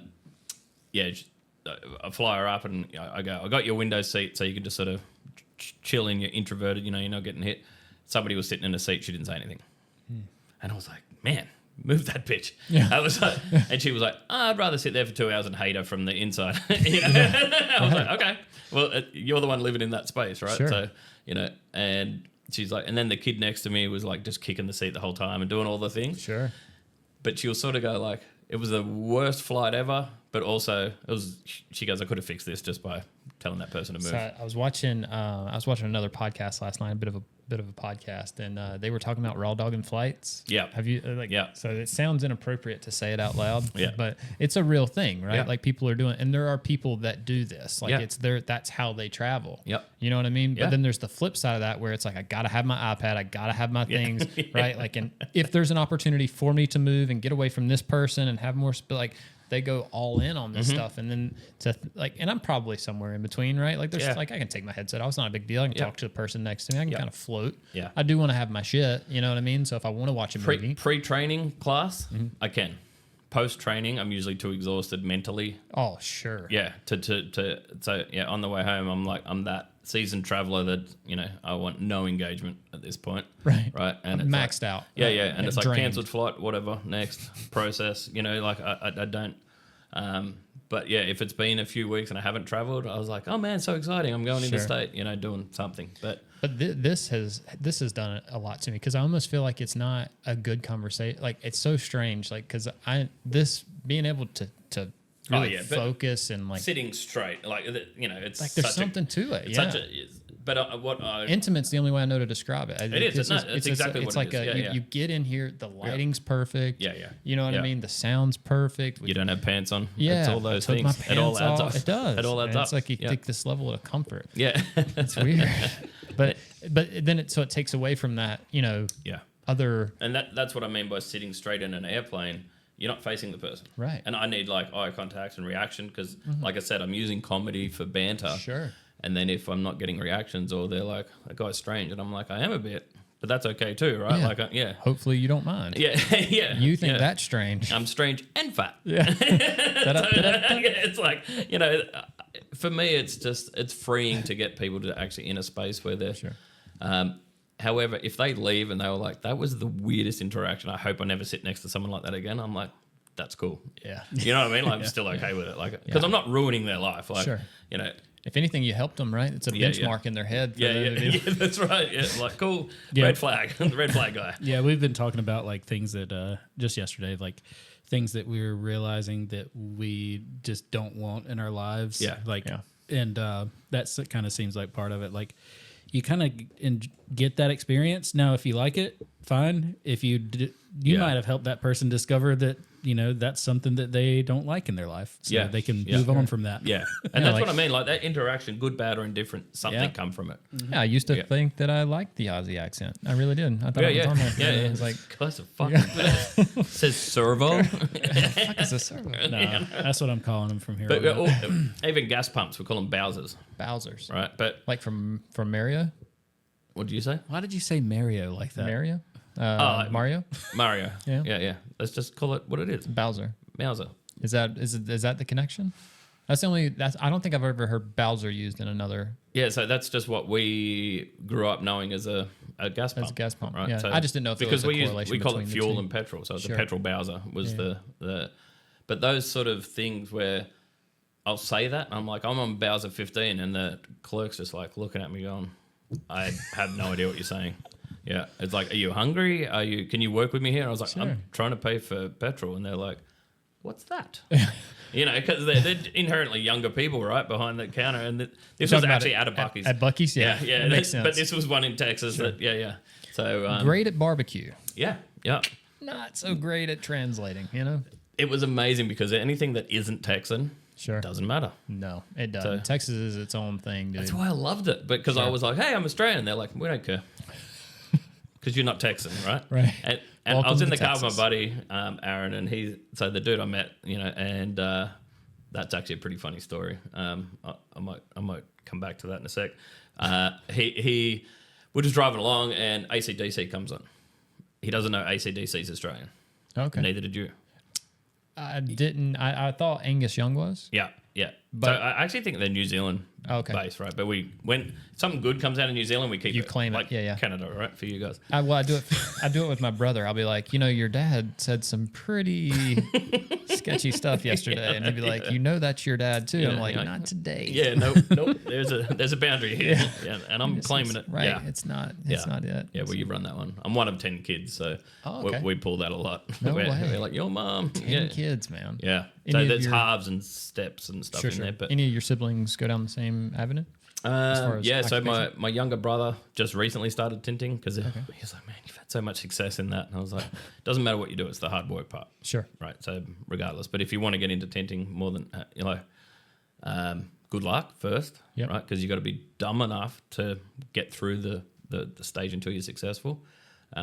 Overlook all the bullshit. Yeah. You have to be dumb enough or just okay with it, whatever. You have to have the ability, because everything is going to say, don't do this. Yeah. It doesn't make any sense. Yeah. Avoid this. Run away. You and I briefly spoke about that. Yeah. That to get a good window in window tinting is a game of luck more than it is a game of process. And I think right? that's fantastic, dude. Yeah. I'm going to use that. Yeah, just so yeah. you know. I'll Because- give you full credit when I use it. I'll say, I stole this from an Aussie. Yeah, yeah. He knew a thing. For sure knew this thing. Yeah. And because I think it's exactly right. I think it's the best way to explain it. And I think it'll help a lot of people too, because it'll make them feel better about ripping the window off. Yeah. Because it's inevitable. You're gonna do it. Yeah. Every time I've done it's never felt good. Yeah. But like when you think of it like playing a game of luck, like there's only so many elements that you can control. So what I'll do in training is I'll tint a window and show them everything wrong with it, and then tell them it's okay. Right, that's okay if the customer sees it, and it'll be a speck of something, Sure. or right where if I want to do it, beard hair. yeah. They used to be red, And now or- th're getting grey or And or mustache. yeah. Ooh, that's nice. No, it's good. It's Okay. similar. No, all right. You don't have to defend that thing. Okay. It's got its own zip code at this point. Pretty proud of it, really. It's pretty baller. It is good. Thanks. I like Ken's version. That was awesome. They're on the cars. They're still here. I kept them. I thought it was- I'm going to be honest, they look better on camera. yeah. Well, they're a little dusty, but It's like table cleaning apparatus. yeah. Use the car to awesome. just scrub the table. Yeah. No, it was cool. So, yeah.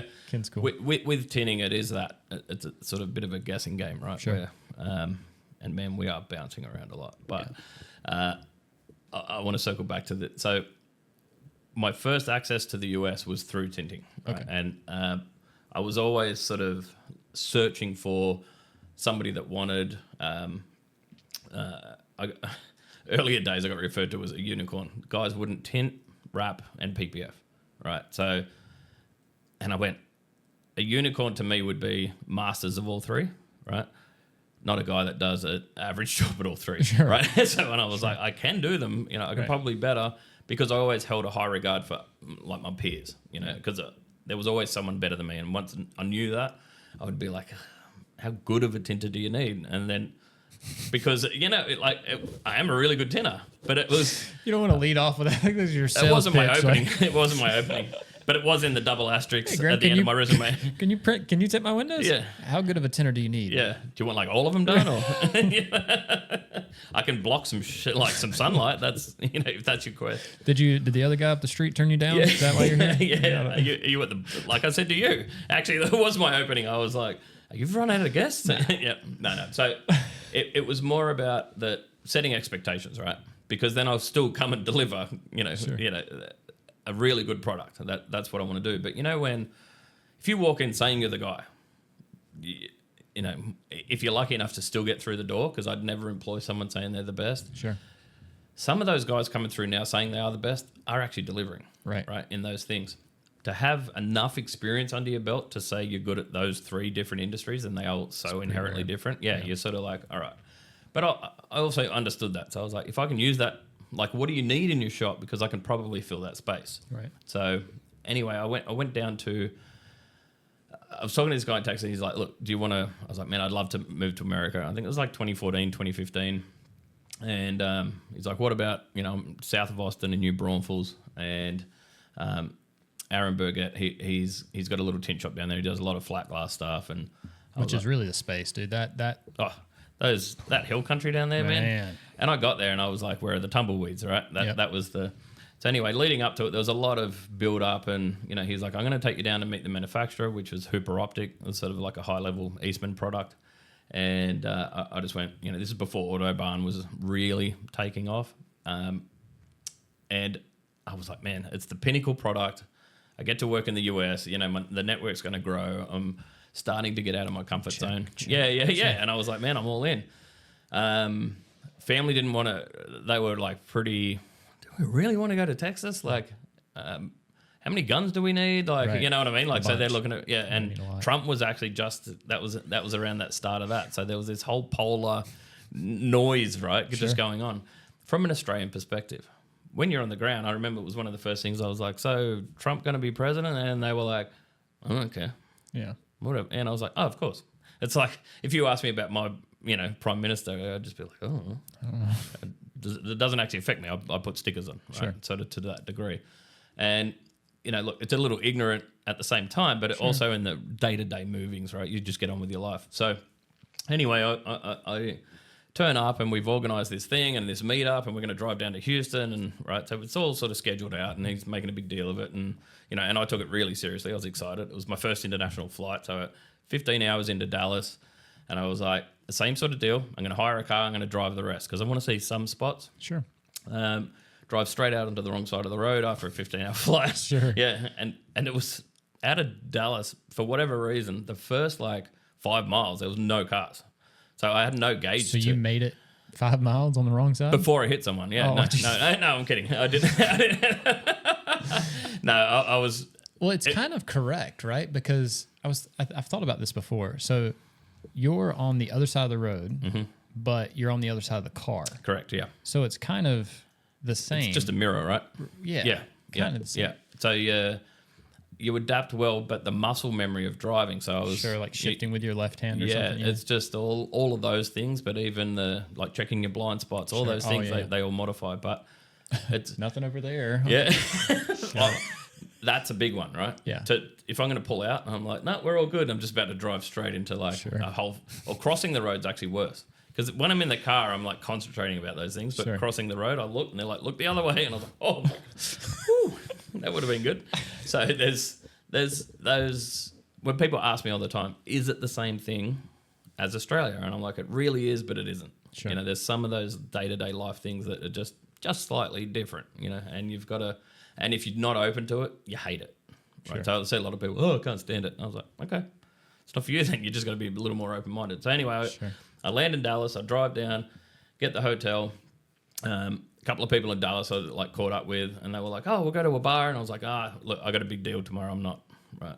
But the 15-hour flight took everything, right, out of me. And overwhelmed of being overseas and everything. Of course, I went out and had a shot of Fireball. Sure. Right? And that was literally all I had. So I'll still stay this same story, true to the podcast. True to the story that I gave them as well. Sure. I actually had one drink, drove home, done. And went back to the hotel, fell asleep. I slept through everything. I slept through the meeting. I slept through the meet-up points prior to the meetings. So I basically woke up at 11 a.m. I was meant to be in Houston at 9 a.m. and they can't get in contact with me. They find a photo on Facebook of me having shot with the other two tinters. The one shot. One shot, right? So it's me going, cheers, and then I off the radar. Sure. So then the messages went from, hey, buddy, hope you landed safe, everything good, right down to, man, if you're just coming to fuck around, then why are you here? Like, Oh, wow. you didn't have to come and, because I'm still ghosting him at this point because I'm Sure, asleep. sure. So Yeah, I you're wake out. up and I'm like, oh my God.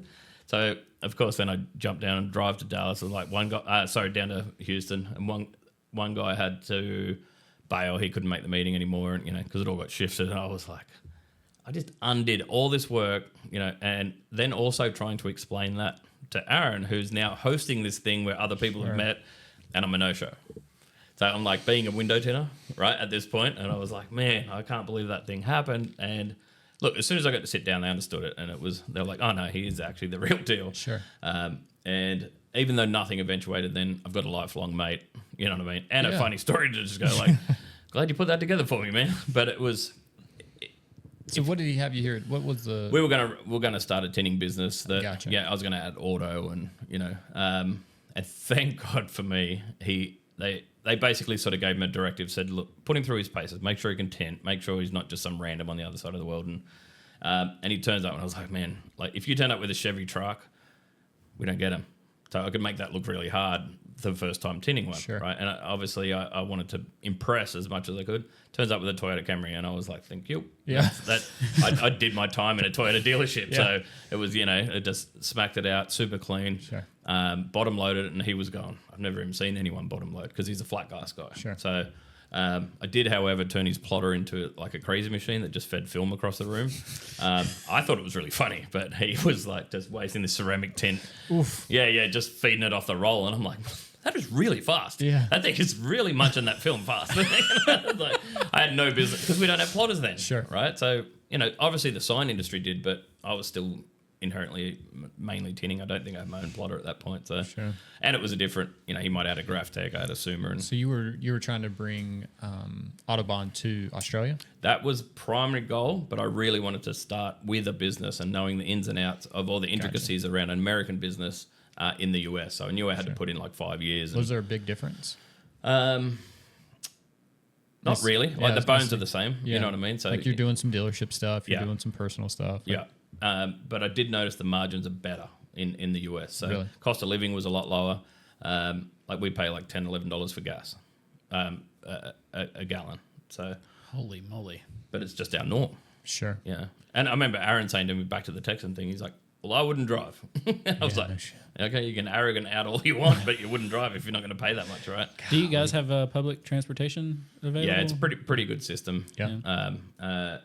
It's on a global scale, maybe not so much because it's it is a bit over the place. But there's bus, trains. Sure. But you got to remember we cover a big space. So there's like a 5-day like Perth to Brisbane or Sydney is like a 6-hour flight. So it's New York to LA basically. So it sounds like you're making less money and it High costs cost of you living. more. Yeah. That sounds tough. So like a PPF job, sorry, that was a question you asked before. Okay. Vinyl wraps, you're still around the 4-5 mark, right, for a good color change. Yep. But the effort you put in for that is, it seems a high grader, like because our expectations are really high as a customer too. So as a consumer, where we're like, that's not good enough. That's not, I want perfection. Sure, it's gotta be perfect. for low cost, and PPF's much the same. So high-end PPF job, I just didn't like Lamborghini STO. A lot of work in that car, man, to do really good PPF work on. It took a few of us to do it, and because we don't get a lot either. You got to remember the volume isn't there, so Sure. you can't specialize in hypercars. You need a bunch of Teslas and everything else to pay the bills. Sure. But the speed wasn't there. So we'll spend so much time in it. You're in it labor heavy, and you're still, you're getting it like 10K for a job like that, Right, right? yeah. So where it should be like, and that's 10K Australian, so that would be 8K US, right? So now you're on the bargain end of Sure. things. That's tough. Yeah, where there was guys like, and then there always is going to be somebody they'll have a good setup and have this good system, and then they'll go and do PPF on a Tesla for $3,000, and you're like, what are you doing, man? So you've said you started, tinting windows. You're doing dealership work. And to give you an idea there, so back in the 90s, I was getting about $80 a car, Okay. labor only, Yeah. right? that was good because then you add volume, Sure. you start making really good money Yeah, the more with cars. no overheads. Yeah, the more cars I can do, the more money I can make. Yeah. So that was a big, once that realized, it took way too long to realize that, Sure. but took many years to, because it was even sold to me that you don't want to be a contractor. You got to pay your own taxes and stuff. Sure. And I was like, oh, I'm just a tinner, not a business person. Sure.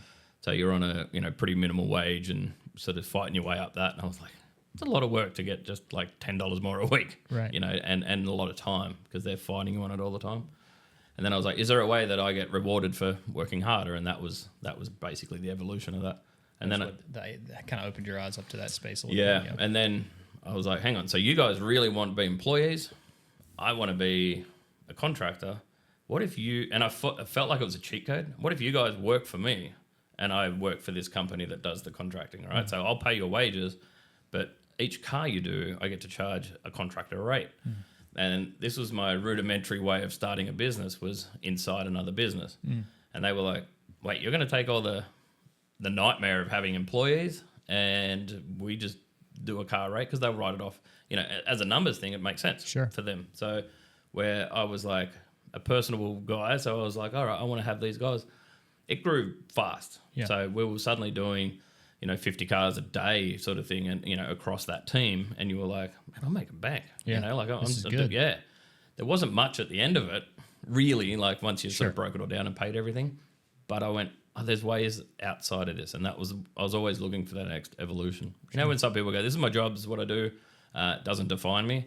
It absolutely defined everything about me. Really? That Even now? no, not so much now. Yeah. But it was a driving force for me young. So did you start, that was an all window tint then, right? Yeah. Yeah. So at what point did you, because now you've got a printer, you've got a... Yeah. So the tinner with a printer came around that same Texas time. Okay. I'd already been playing with vinyl a bit. It was getting way more popular in Australia. We were, it's funny because we'll refer to, remember when rap come out and it was like sort of 2010 for us, right? But of course it was, and then signage guys were like, what are you talking about? We've been doing this, since the 60s or 70s. Or, Yeah. I was like, yeah, it's a different thing, and so. And it was really, I mean, when you talk about when Jim Miller talks about rapping stuff in like the early 90s, yeah. It's not rapping like we know it today. No. It's whatever that old school way of like full coverage was. Yeah. Kind of a nightmare, Yeah. Or you get a traditional sign guy tell you that he's a rapper and you're like, well, you're not. Right. Right. And I don't mean fully that. covered a sign and it's like, it's not the same. Yeah. And I've noticed that in training. Sure. This guy's he's been in the industry 30 years and I was like, cool, that'll suck to train him. Yeah. Potentially. Yeah. And I'm always pretty open-minded about it. But yeah, I mean, they're generally stuck in their ways pretty good. Yeah. You know what I mean? You And show them a pre-stretch technique or something and they were like, oh, okay. I'm doing everything I can not to stretch it. And show them how to use it to their benefit, right? So, which I always open with something along the lines of, I'm not the expert here. I'm just like, I'm facilitating the training to try and get those guys to let their guard down. Right. And I'm like, you're the OG here. Right. And then you'll see like eyebrows come up when they're like, I've been in the industry since 96. That'll qualify you. But I'm like, I've been in the car industry then, right? It kind of falls behind on I've been working on cars and films for that long. Absolutely. Sure. It's not a lie, but it's a little misleading when you talk about how long you've been rapping. Sure. Right. Where there's still so much for me to learn about rapping, but I'm over a decade in, but you're still like, it's new, it's and it's evolving. Right, I think you and Troy spoke about that. It's pretty young in that regard, but it's I mean, also when you start adding techniques and adding tools and adding technology to the films, I mean, everything changes. Yeah, you know what I mean. Like I think it's really cool. Are you? I'm sure you are. You're familiar with Reiner? Yeah, of course. Or Reiner. Yeah. However you want to say it. Yeah. He's an interesting dude, man. And some of the ways that he looks at things are completely different and from a different angle. And like, I appreciate that. Yeah. I like his curiosity. And like, I was just watching a video of him in the last couple of days. It's him and Justin heating that film that turns the color. The color one. Yeah. Yeah. And in the video, Justin was like, and Rainer, how hard are you working? And Rainer was like, I don't work. just have fun. And it's like that shit speaks to my soul, because it's like, okay, that's where you want to be at in life. Like that's I think what Troy said about the knife click, right? Yeah. It's like quantifying that you're in the space, you're that person, Right. Because we've also met guys that put signs up, right? Sure. That are just doing it for a job, Right. And that's okay too. But what I mean is the passion isn't there. That little bit of tism that does hear a red dot click or Sure. and you were just like, I know that noise. Yeah. Like Hello. like it's really hard. I don't know if it's me getting older and me turning into the dad that I never said I would be. Yeah. But You bought Crocs, didn't you? Yeah. Mm-hmm. Oh, he's got Jesus, No, he's got. I that's do. so funny you said that. I have them. Oh yeah, you just bought a pair, didn't you? Yeah, damn, that's funny as hell. I forgot about that. In my head, I was thinking, oh, Josh isn't. When a Crocs guy. make sense, you're that guy. He's got Yeah. a guy. Yeah, he is now. It made so much sense because my shoes were worn down at Disney World, and like they have these like Crocs just hanging up in the gift shop. Anyway, I'm not getting caught up on this. Yeah. What I was trying to say is we don't have to worry. Anyway, reset. You're welcome. Coming to the clouds with me, buddy. It's cool because it takes a lot for me as I get deeper into like my craft with the wrapping, like to get excited about wrapping still. Right. Although I'm still passionate about it whenever I'm in it, I'm just not like I'm not actively just I don't love laying on the concrete wrapping bumpers. That's not where the passion comes from. right. Sure. But seeing that film, I don't know, like being heated up, and then like whenever he pulls it around, and then it touching the car, and how quickly the heat dissipates. Yeah.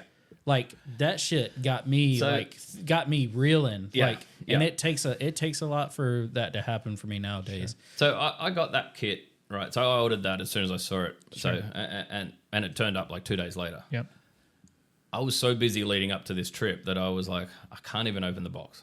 I can't because I want it. No, because I want to give it the time it deserves. Sure. But now it's been like 4 weeks. Yeah. And now I'm seeing everyone sort of use it. And I was Sure. like, man, I want to do that. I've got some at home. It's my turn to play. Yeah. So The board, do you have the PPF cut board thing where it dings? the first one I used was actually down in Yacht Armour. So they converted the old Operation game. Sure. Yeah, and we're just cutting PPF on that. Yeah. And I was like, Do you have one? nope. Is it on your list of things? It's a massive list. Sure, of mine. massive. Yeah. Because I was like, because the Operation game is exactly the same thing, right? It'll Sure. just earthing it out on the back of the knife, and it did the thing. Sure. But I was like, it's not the thing. Right. Right. It's a little like So the guy at the Tinstitute, he just Yeah. he listed Yeah. one for sale. Austin, I yeah. think it's the first one I've seen okay. like for Commercially sale. Yeah, viable, commercial. yeah. Yeah. But I think I'm pretty sure that's a Rainer thing. I think that was one of the things he It came doesn't up surprise with. me at all, No, right? either. Yeah. No, And he probably thought of it 14 years ago, right? Exactly, yeah. He was like, this makes sense. Such an interesting movie, Yeah, man. yeah, I know. And that's see what I mean about do I qualify to even be in the crew, right? And yes, of course you do. In one stage, I'm a passionate, genuine trainer that like I got Sure. a big passion for the industry. The fulfillment I'm getting out of training is probably bigger than I've ever had. At job satisfaction is through the roof, right? But it's a combination of those things. I bought, pack my Crocs and go traveling. Sure. I think it's great. I think it's great how humble you are about it because I feel like the complete opposite. Right. Like how great I am, and it's like, why don't people see it? Why don't they get it? I don't understand. We're Like, just it's such a waiting wonder- to see it. Like we're waiting for you to come through, man. It's like I'm like, here it Trust is. me. What do you? Yeah. what I got more the do you DM want? too. They're like, "Can you go on Scott's podcast? He needs somebody to." Yeah, like maybe I don't know. He needs maybe the it'll attention. help. Don't worry, I beat that horse every day, every chance I get to bring him down a notch. I understand it. Just So accept it. on that note, right? Yep. Competitions. First competition I ever did was last week. Yep. Right. First opportunity to do one. There has been like iterations in Australia of them. Hexus will bring through a rap challenge of some sort. And it's usually ego will stop you from doing it, right? Sure. So your first one, you're just like, I don't want to be a clown early up. And then I see some of the guys that can't rap jump in and do it. And I was like, oh, that's not how I would have do it. I'm still not going to do it, because I don't know the best way. I've never been to SEMA, so I'd never seen those rap demos and comps, only footage of them. Speed rapping was always like it was kind of, I always leaned on the quality side, right? Purely hiding in that space too because I couldn't rap fast. There's, you get faster when you work with somebody that is faster. Sure. Right? And that's where you start to pick up those tricks and you're like, man. So it was they're the sort of, so my limiting beliefs would always stop you from accessing that thing. Sure. So then once you get out of that space and you meet people that are really good at that craft, and then, you know, Jim's ridiculous times on wrapping vehicles, and you're just like, sprinters. it's so insane. It is crazy. Yeah. I was just like, I don't understand how it's possible, right? But the same as if somebody said, I want to see Graeme tint a car in 20 minutes, you know, because what a load of shit. Like, because I try my hardest and it takes me an hour and a half. I was like, work next to a guy that can do it in 15 and then go, oh, man, I'm not good enough. Right. Right. Because he's so much faster. And it's like, where did you find that extra 5 minutes? So efficiency also makes money, right? Sure. So, but to do all of the things, and then I found, you know what, I'm actually really happy doing quality, having conversations, enjoying my life and traveling and training. And so that's where I found that sweet spot. Yes, I want to go in competitions and see where that was at. So that's what I did last week. And it was like, how'd you like it? It was awesome. Yeah, loved it. But I really, really tried hard not to put pressure on myself. Sure. Because, man, I could feel like a panic attack coming on when it was like kicking off. But thankfully, I in the PPF comp, I had my buddy Aaron with me who's never PPF'd. And I was like, just do what I tell you, right? We got 2 hours to do a front clip on a car we've never seen. I don't use XPEL. Oh, it was a XPEL partner. film. Yeah, it was two person. I tried to look it up because I seen your post. I seen Green Valley post about it. Yep. A couple other people. I've never heard of that competition before. So it's only 3 years old. Okay. Right. It's Window Film Revolution, and I was in the admin team early on. But do they have a website? I tried finding the website. I couldn't. It's like Window Film Revolution Family Reunion. You know, like it's a bunch of window tinters trying to. Got it. You know, and it's evolving fast. Got right. it. So it's I believe it's the biggest Facebook group, right? And it was all Facebook driven. So me and Boyd that I mentioned earlier, Boyd sort of grandfathered me in. He was like, man, come along for the ride. And I was like, bunch of idiot tinters arguing at the start. And then we were like, hang on, we don't like the arguing part. Why don't we help each other? And, you know, I literally learnt that life lesson on that page, you know, from me talking smack to watching somebody make it look hard to do a window. And I was like, congratulations, that's the hardest way you could do it. You know, and that was my input where, you know, and I was like, guys, how funny am I? And of course he got defended by somebody and that was like, oh, I bet you can tint 5 cars a day. And I was like, I can do 15, whatever, dickhead. You know, like it was that. And then, but I got humbled. Yeah. All right. Not only by that guy who's way better than me, but by my buddy that I was looking for backup with. You know, I was like, boy, look at this guy. And he goes, man, that guy'd smoke you too. And I was like, oh, man, whose side are you on? And he's like, truth. You know, and I was like, okay, all right, I appreciate that. And from that literal moment, I went, oh, wait, I can use my humor to help rather than hinder. Okay. And that was a personal shift that I had in that moment. Like, I still remember the store that I was working at when I was, because I was still walking around like shell-shocked going, I mean, he didn't have my back. What the hell?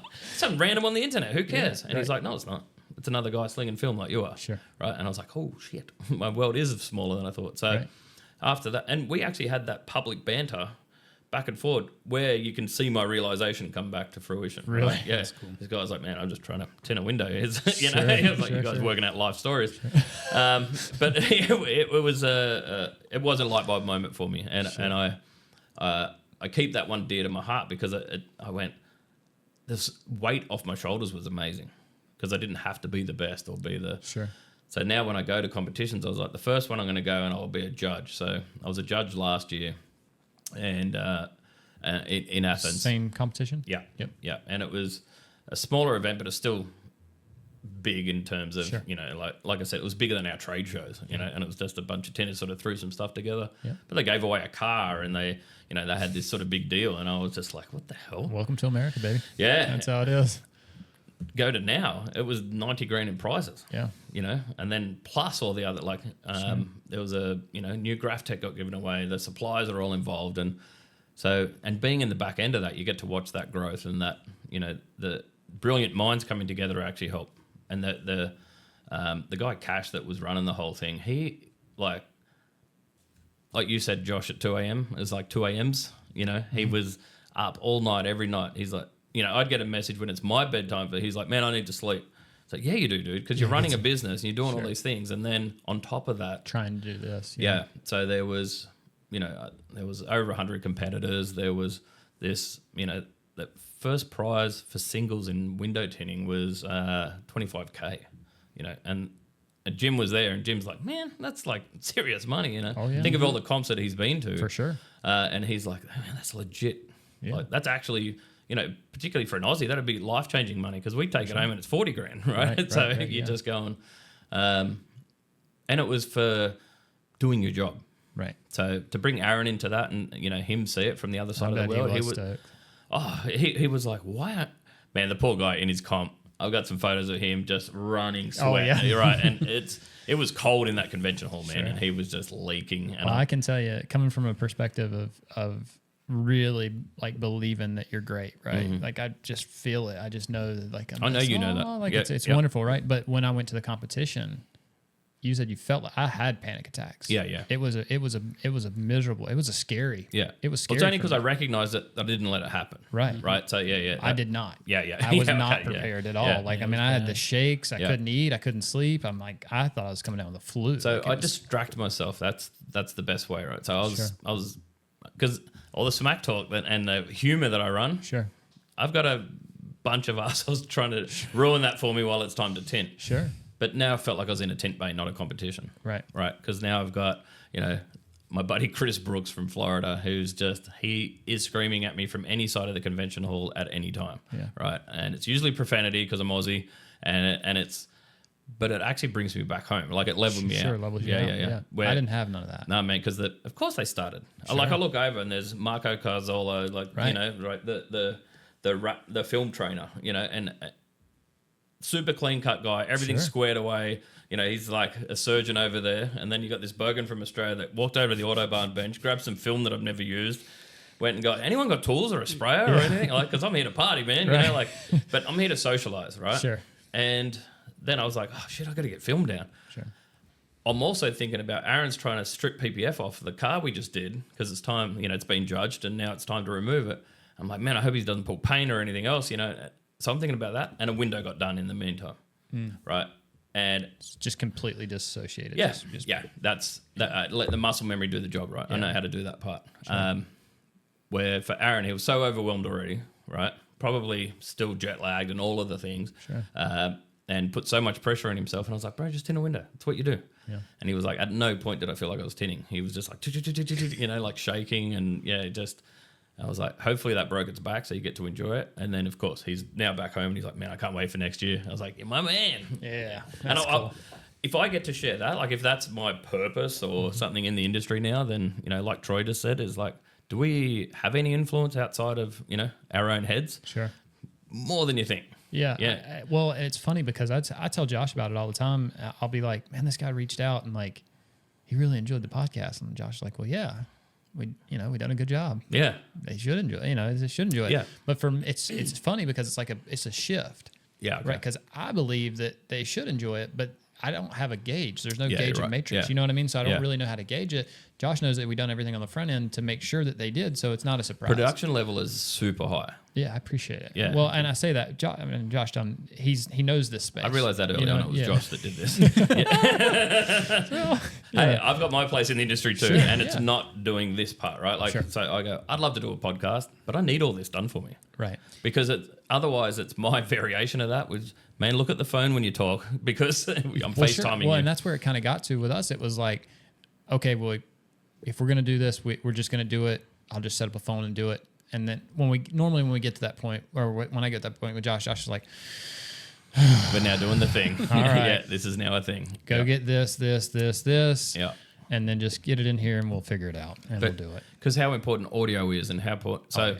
I said I was in a podcast before, and the Dirt Bike Burrito, that was, you know, our early ones were eBay mics and, you know, Sure. and struggling through the thing. And, you know, Well, you're learning, right? Yeah. You don't know. but thankfully the guy, Jeremy, that runs that, yeah, he got good advice on make sure your audio is fire. Sure. And we're doing it out of like this little toy hauler. Mm-hmm. So the idea was we go to races and interview the riders there, right? yeah. So it made more sense to go where they all are as opposed to trying to drag them out.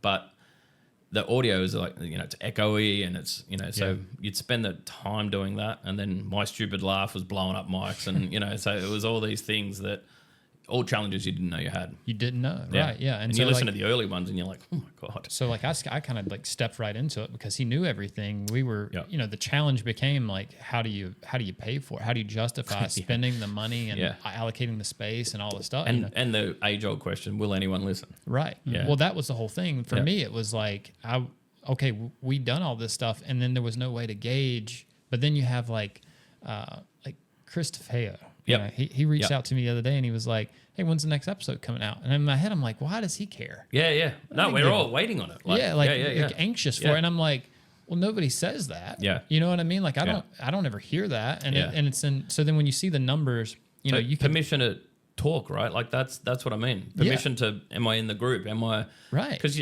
it's weird though. Like, but it's weird from the other side. Yeah. Right. Yeah. So, because if you go in the other way, they're like, why would you interview me? Sure. Right. And then I get that so often, dude. And it's so strange because it's like, generally, if I'm asking, it's for one of two reasons. Either you're super passionate or you're somewhat interesting. Yeah. And I don't pull punches in those spaces. Yeah. You know, if you're not passionate, you're just not fucking passionate. And that's okay. I don't care. Yeah, that's right. Yeah. I don't. And the same thing with interesting. Yeah. Like if you're not interesting, that's okay. Yeah. Like, we need those people, Yeah. right? Yeah. But if you are, Yeah. that's why that's why we're doing this. Yeah. Like, it's just and there's it's that soldiers and simple. personalities. Like, you know, if you need to knock out 10 cars every day, all day, doing X, Y, Z, I'm not your guy. Sure. Right. But I might be more on the front end and then the sales and a bit here and there and technical aspects and. You just don't know, like, and what I find interesting, everybody else might not find interesting. You know what I mean? So it's like, and I'm fine with that. I just think that shit like that is cool. I think you've probably experienced enough connection with, because you can read the room, right? For So sure. If you walk I think into it's it, my superpower. yeah, I could be wrong. yeah, Right? Yeah, I misgauge it a lot. Yeah, you're not wrong about you ever. I feel like it. I feel like I'm wrong all the time. But if you go to a trade show and you meet and you know when I call it my people, right? Sure. When you know your tribe and you meet those people and you actually connect with them there's a lot of stuff goes unsaid that we already know. You know, the hours put into rapping, those stupid 2 a.m.s, those. So when I listened to Jeremy's pod, I was actually messaging him while I was listening to it because it was, I don't know, midnight. I was by myself in a small country town, PPFing a 911, just going, man, I got to find a driving force to push through. I was like, sick, Jeremy's on there. Yeah. So I listened to that pod. Next thing you know, I've just like the pod's finished, and then I've done a whole lot more work, right? It's not just me around the world doing that, right? Yeah. And it's not just... It's weird. I've never thought about it like that. Yeah, there's somebody So else... strange. Yeah, that just drive through, and then I was like... I'm going, it's so weird. I'm listening to you guys talk about like Struggle Street in rapping, Right? While I'm in Struggle Street rapping, right? You know, I'm finding that motivation to like, man, I'll just push a customer back or do something to alleviate the problem I've got now, or I'll dig in and do it. Those dig in times when you've done it, then listening to other people talk about that, and you're like, damn straight, man, I can get through this, right? Yeah, almost like a rah-rah thing. Yeah, You it kinda really get is. pumped up, Yeah. you know? So you said you went to Miller's new shop. Yeah, so this time. yeah, he Well, was you went still to in his the old build. shop, and then And then he was showing me the build, and I was like, I mean, for me to like be able to move in there, that would be like, yeah, that's the dream, right? Dude, Like his new place is unreal. it's so good. Yeah. And I mean, even the old place, like because It of was the sick. history there, you know, and it was just a combination of the two. But how welcoming to get to experience both. You mean? Yeah. Kind of through that transition. Yeah, period. that was really- I bet that was cool. But I knew how cool it was at the time too. Actually, so it was, I know how cool it was. I've done the same thing. I went Yeah. down there and got to experience that little gap in between. Yeah. It was cool. So to have access to that, and I was like, "Oh, where's a hotel nearby?" And he's like, "What are you talking about? I got a room." I was Oh, like, yeah, I that's was like, man, I'm just gonna rock into your family home and it's like, you don't know me, and he's like, I know, that's why I want you here. Right. I want to get to know you. And I Like, was how like, cool is that shit, dude? bro, and I was like, hi, and Starla's a superstar. She was just like, Oh, I know. Their whole family is Yeah. right, and I was Well, just, he's got. So it's kind of similar thing happened with me, but he's got daughters, right? Yeah. And I was there during the summer, so it was like I felt kind of like funny, like I felt odd, Yeah. like Yep. maybe I'm like. am I in the way? Like I shouldn't I be. call my wife and I'm Yeah. like, hey babe, look, I'm gonna run this scenario through you real quick. I just want to make sure you that might be a better gauge. Yeah, I'm hugging everyone. Yeah. What do I? Yeah.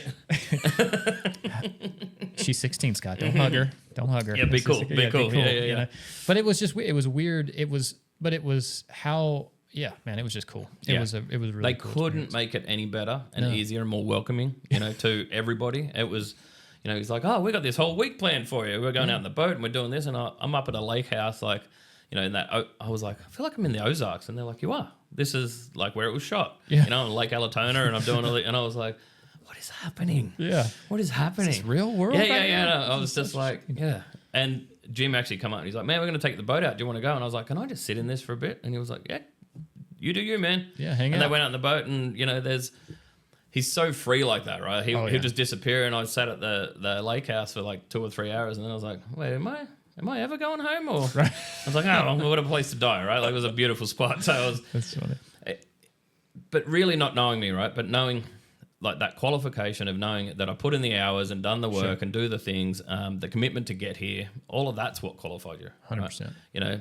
Because if it was my wrapping skills where I walked into his store and I was like, Starla's like, do you want to go home when the pool's there if you want to chill? It'd been a long travel. I was like, I can't let you guys work while, and I'm in your pool. Sure. Yeah. So she's like, get a squeegee then. I was like, cool. So I got the paperback cutter, and pulled it straight through the vinyl first pull. Oof. Very first thing I did at Miller's. And I was like, so how good are you guys? Can you fix this? Yeah. Because it was unlaminated, UV printed. Sure. Right. And I literally, my buddy Carlos, he's like set it all up for me. And he was like, hey, man, just like, he even lined the panel up, right? Just one drop. Couldn't even cut it. And it was this whole, and I went, thank God that's over. Sure. Mm-hmm. Right. I just did the thing. Now I can get on with just wrapping. Right. So fix it, finish wrapping, do that. And then 10 minutes in, the boys are like, oh, Starla wants to see you. And I was like, fuck, it's probably about that hole in the vinyl. It's a whole thing. Because, they don't print. So I was just like, now I'm in trouble.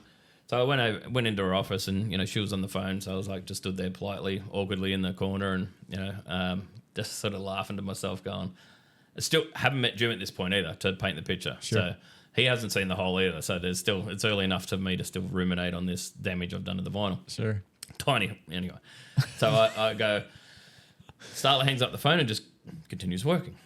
And I was like, I don't know if you noticed this big fucking 300-pound guy in your room, but I was just like, I'm over. You want to be like, Miss Miller? Yeah. Excuse me, Miss Miller? Yeah. That's what it was like. Hey. And then I go, the boys said, you got to see me? And she's like, oh, they told you that? And I was like, God damn it. And that was probably a 10-minute stand. Sure. Right? So long enough to be like, and I went, yes, they did. And she was like, okay, and just keeps working. And she was like, yeah, they got you. And I was like, cool. So I just sat down and I was like, oh, well, if I'm going to have a bludge, I might as well drag another 10 minutes out of this. and then they come out and they're like, man, you're in there for ages. And I was like, I've been on my phone for the last 10 minutes because screw you guys. But instantly accepted, right? Sure. Yeah. Put a hole in the vinyl. I've already been razzed up to, rock in and make a fool of myself again. Sure. So I was like, I like this crew, and the shop laughs at me and I was like, all right, cool.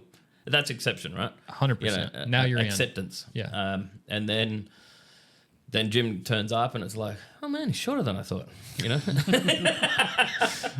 Thought the Godfather be a little taller than that. Yeah. I was like, a little cutie, And I gave him knuckles on the head. Yeah. Come here. Yeah.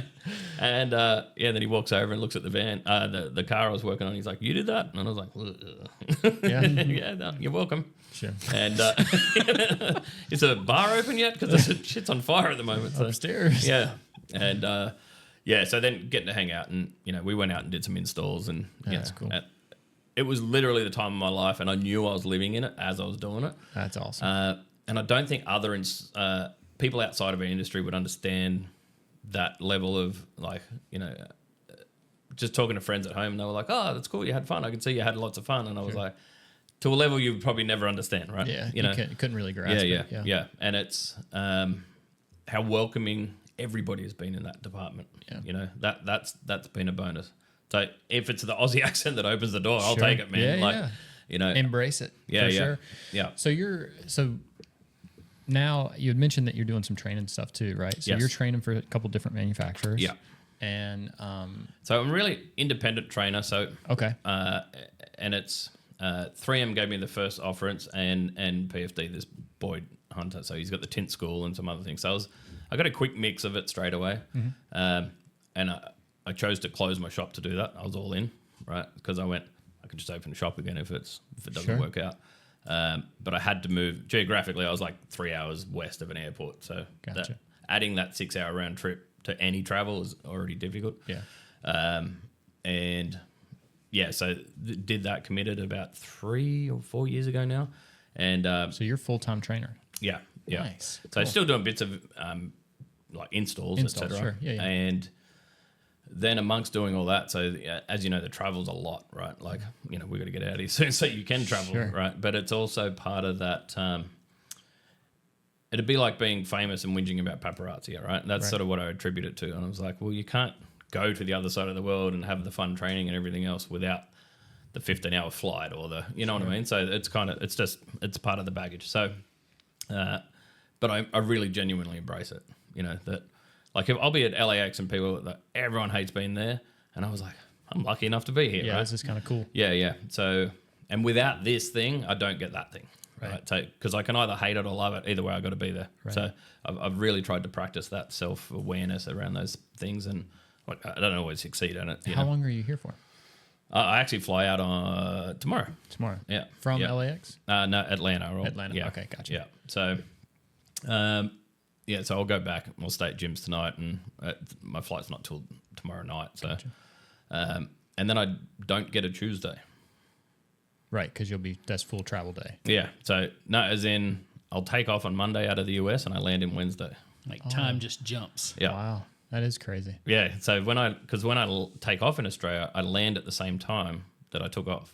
Got it. So that's crazy. yeah, I'll leave it like, so we left, I think it was 9 a.m. we left Australia and we landed at 6 a.m. same day in LAX. So we actually gained 3 hours, but then you miss a whole day. Sure. Yeah. That's wild. Yeah. And it's funny because it's really simple, but it also, you complicate it so much in our own heads. Where we're Sure, like, yeah. It's I was weird. like, I was like, Well, I don't- even listening to you talk about the money trend, like the, comparison. like that's so strange in my head. Yeah, like, yeah. Or even all of it, really. Yeah, You know, yeah. because when you say like, well, you go up north and it's hotter. Well, here you go up north and it's colder. Yeah. Right. So it's just opposites. It's wild. They're the things that I embrace, right? Sure. We're just going Little like, nuances. Of, yeah, where you just go like, oh, well, it makes sense now that you pointed out, but Sure. at the same time, it, you know, like people go, oh, do you drive to Perth? And I was like, well, I think it's 2 days if you didn't stop, right?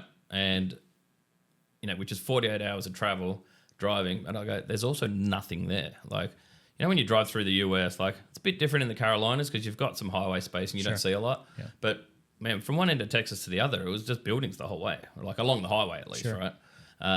And There's parts of Texas. yeah, of course, you know, West Texas is. correct, and that's what I mean. But yeah, like if you're just going that like I-35 or whatever it is, you would just like you don't see anything else, Right. right? And it was, you just see buildings, and where in Australia it was like there's a town, and then you drive for a few hours, and then there's another town. Well, once you get rural, there's not that option, right? And there's no one there to save you. There's no one to help you. There's no like Yeah, you're in the middle of nowhere. You're not pushing a Tesla across Nope. Australia. Yeah, no, or getting a charging station, right? Yeah, Like, right. yeah, Well, yeah. I was thinking about that when you were on your way up here. Like, Yeah. there's areas where it's like probably gaps are pretty big between charging stations. I don't know. so- I mean, I don't drive. Well, that's why it also had to.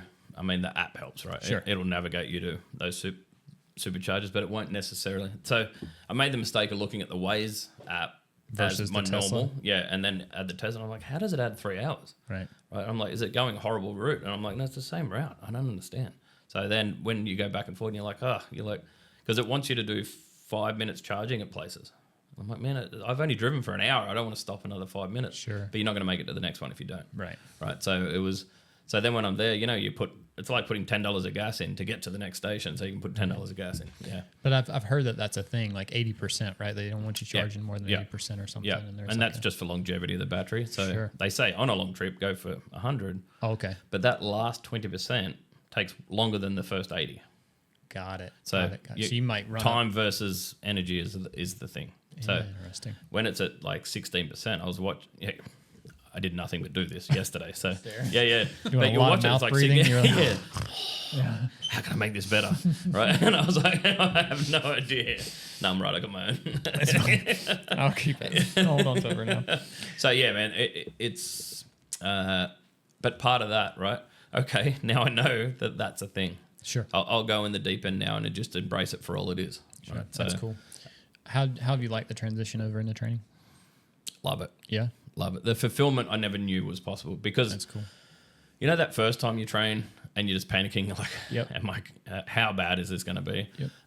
And that they can smell your weakness and all those sorts of things and your fear. Organized training is different. I'll say that, Yeah. right? Because, being in the position I was in for the installation company, I was always training. Right. I'm training every day. Okay. Right. So it's Yeah. more of a long game because Yeah. you're looking at it like, okay, I'm going to teach you as much as I can now, but then as we go through this Sure. process, I'm going to, that's why we don't do that. Okay, my exposure was very different. The only training I'd experienced was the one I'd attended. Sure. So then to hold court with a whole room of people, with to follow a curriculum, to do all these things, Sure. they weren't my strong points. Right. Where Well, I mean, not necessarily mine either. It was definitely a different pace, right? Yeah. It was like you got to get all that information condensed down to these, Yeah. whatever, even 5 days. Yeah. To me, it's like I want 5 weeks. Yeah, of course. Give yeah, me yeah, 5 yeah. weeks with Yeah. these people, and Well, our intro days for 3M in Australia are 1 day. that's how ours are. Yeah, yeah. 1 So to you- 3, depending yeah. on the style class. Correct. But Yeah. So, but we don't even have advanced training over there. Really. All our advanced training comes from either interaction with each other. Well, that's what I was going to ask you. Do you have? Sorry, not for 3M and Avery at least. Are you doing like? Is there facilities there where you can get certified? So now there is 2, but Okay. the certification process doesn't really exist. It's only the introduction ones, right? Because the manufacturers haven't inherently, like, it's not a big business, right? Sure. So in numbers wise, particularly if you were a global company looking at that space, they're like, I'm not going to allocate all this money for $1 million training center, Sure. because the ROI is not there. Sure. Right. And I'm like, well, it's never going to be there if you don't build it. Right. Right. So then there was no, where do we get these installers and get them to stop working? Have you been to a training facility in the States? Only gyms. Interesting. Yeah. Yeah. And Kyle probably thinks his is too. Sure. So Well, like when I train, I'm once a month I go up to Molly's place in Nashville, and it's a 3M authorized facility, and it's a built out facility that's dedicated for 3M training, and that's it. And and was that funded by 3M, the fit out, or is it all no, Molly? all that's Molly. Yeah. See, that's the weird thing to me too, where it's like but you've also got the numbers to Sure. right? Yeah. Where I'm buddies Matt Walensky, Sure. actually I got a gift for you from him too. So, Okay, cool. Yeah, and tallest rapper alive is just when I met him at Kyle's. Shout out, Matt. Yeah, Matty's a good dude. Yeah, he's good. He probably told me to call you an asshole or something. Yeah, So yeah, probably. Yeah, that's the love. But I mean, you guys were talking about working together. I was like, yeah, me and him are like twins. I just talk to his belly button and just like, hey Matt, I'll do the side skirts, and like I'll do the rockers. You do the. I'll do the roof. Yeah, by yourself. Just you freak. And I'm like, that's a big bitch. Yeah, big old bitch. But yeah, we become best friends instantly, right? Yeah, when he's we cool. met, right? And that dynamic. But he was saying the same. He did a fit out up there, at his old shop, and he's like, yeah, no, I paid for it all. I was like, why would you do that? Yeah. Right. Because for us, say for me to do it, it doesn't make sense, right? Because there's one training facility for each manufacturer, right? So they've got Avery's got one in Brisbane and 3M's got one in Sydney. So anything outside of that is borrowed space. Got it. Okay. So and you're trying to convert, and the money isn't there to even offer, right? So the reps are doing their best to, like the 3M reps are doing their best to sort of go, can we use your space, and Sure. we'll offload some film and do this like little balance of things. Sure. And I get it, where I think I was that passionate about being a trainer, or even being recognized as a potential for that Sure. that I was like, man, you can use all my spaces. Yeah. Like, yeah. So, do you guys have a preferred status there? Do you guys have like So a 3M preferred? they have or- a 3M Select program, they call it. Okay. So, and that's based on all factors from, vinyl consumption to, so if you're like a top tier partner with 3M, it means that it's usually a high volume, It's kind of like a pro shop. Is that yeah, that idea. So where, that they might actually send me in directly to their shop as opposed to them sending their staff to But us. no like certification for.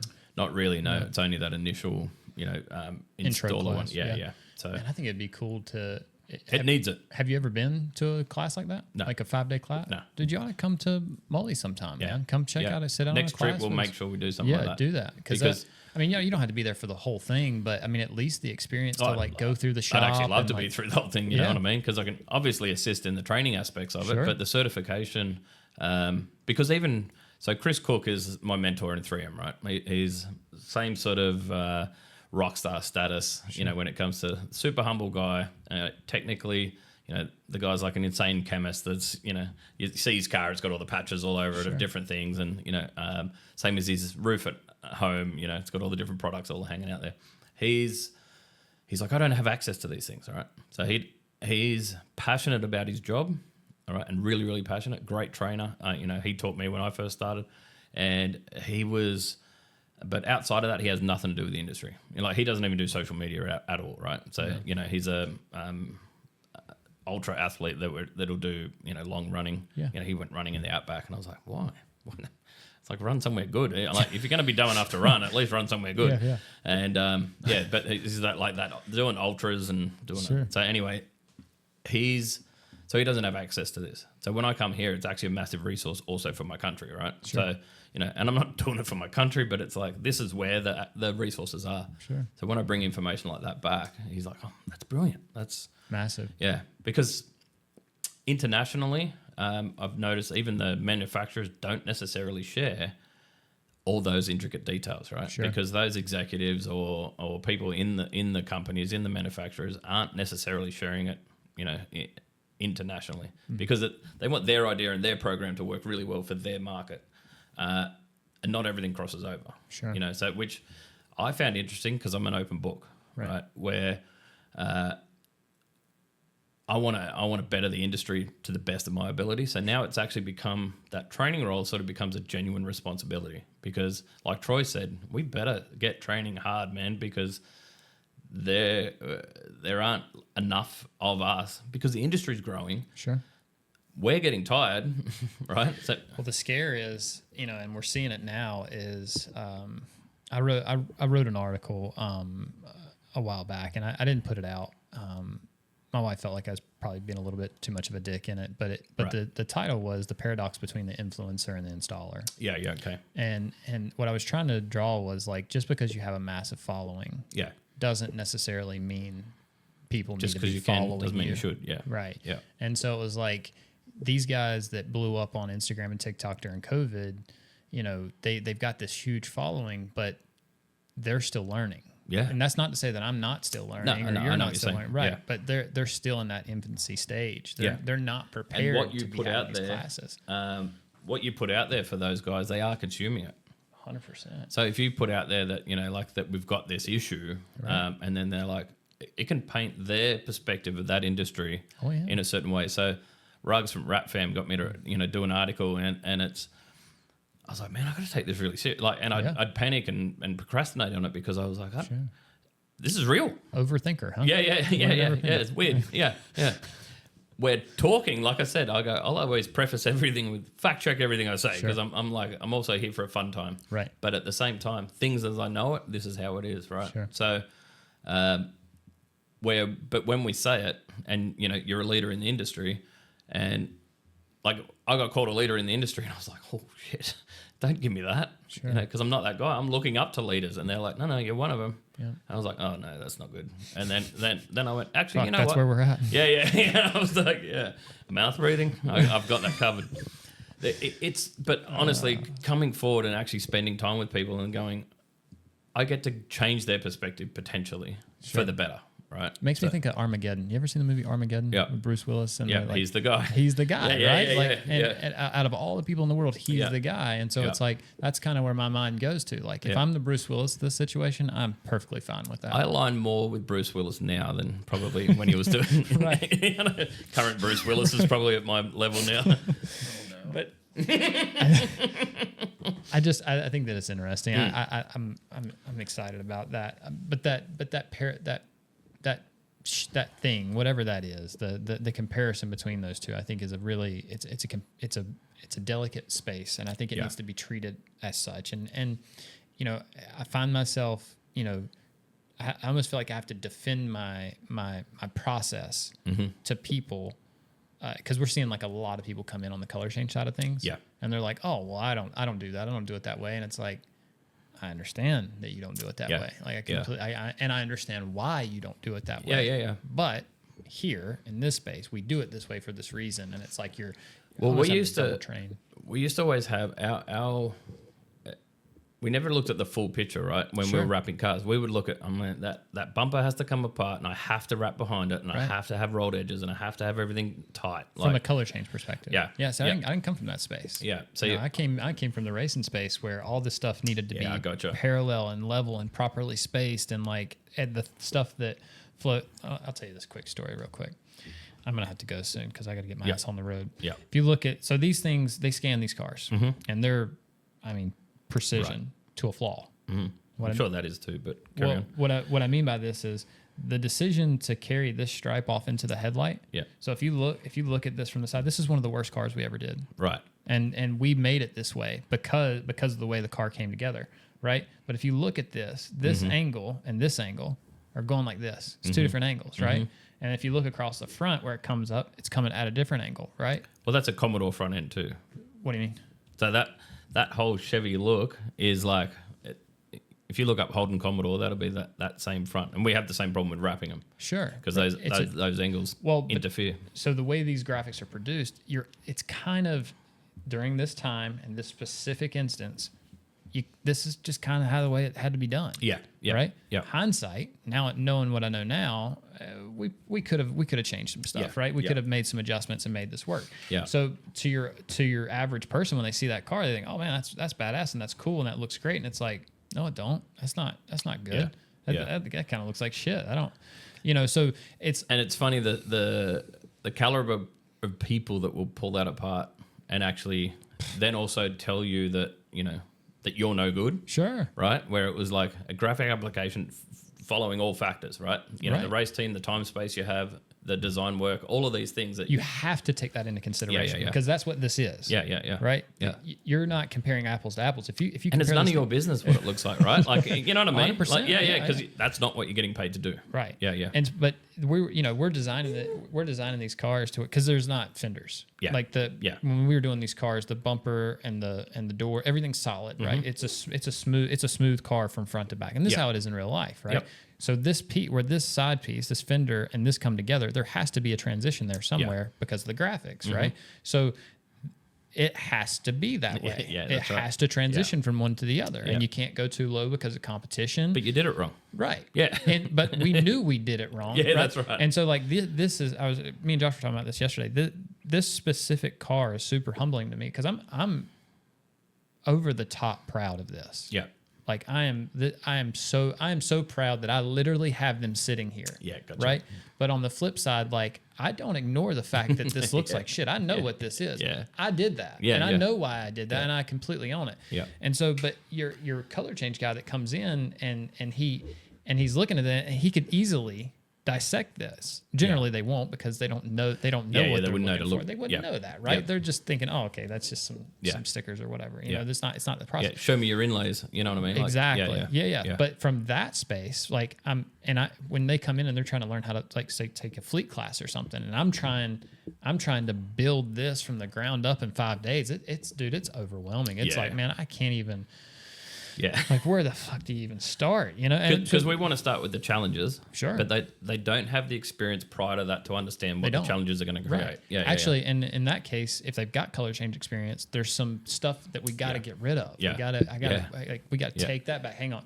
I get it. You know what a squeegee is. Pull panels. Right? I got it, dog. Yeah. I completely respect it, and I understand that you've gotten this far doing what you're doing. Yeah. But you're here for a reason. You know. Well, it's calling yourself a rapper. Sure. Okay. It's weird. What? It's a strange thing, right? Yeah. Because it's still way open. I still need some interpretation about what part of the industry you're in and what part. Where'd you come from? Yeah. All that stuff. Yeah, there's and that nuance only it takes time. Sure. But it takes people like you and I, everyone that's involved in this, because it's not a level to the industry, right? We're all still doing the same job, right? But also we've got access to things that they might not have, right? Being that.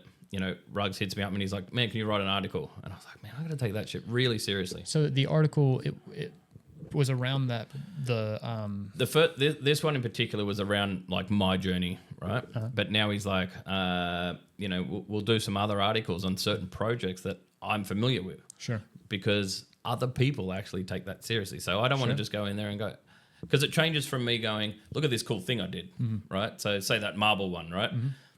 The challenges involved in that, it ended up being on the plastic injected molded, and it's like that PFTE, non-stick, low surface energy, big recesses, so there's lots of inlays, there's lots, because they wanted full coverage, and it needed to last and it needed to do all these things. So now I need to use adhesive promoter. I need to use, all the things that I would refuse to use in certain areas on a color change wrap. I've now got to go, actually, I've got to dial all of this in. Like, it was 30% stretch with LSE film. So that's my max stretch, right? On all of this. So I have to measure everything. I have to think it through. Great for an overthinker, because I'm like, man, how many ways can this fail? Sure. They just see a bit of plastic wrap in marble. Right. And I was like, man, that was the most stressful time of my life. Like, I created this whole ecosystem, a room about this big, and I had them all in there. Just a dedicated... pre-warming. But now I'm locked in with all this adhesive promoter. Then everyone's walking in, and I was like, it's 7.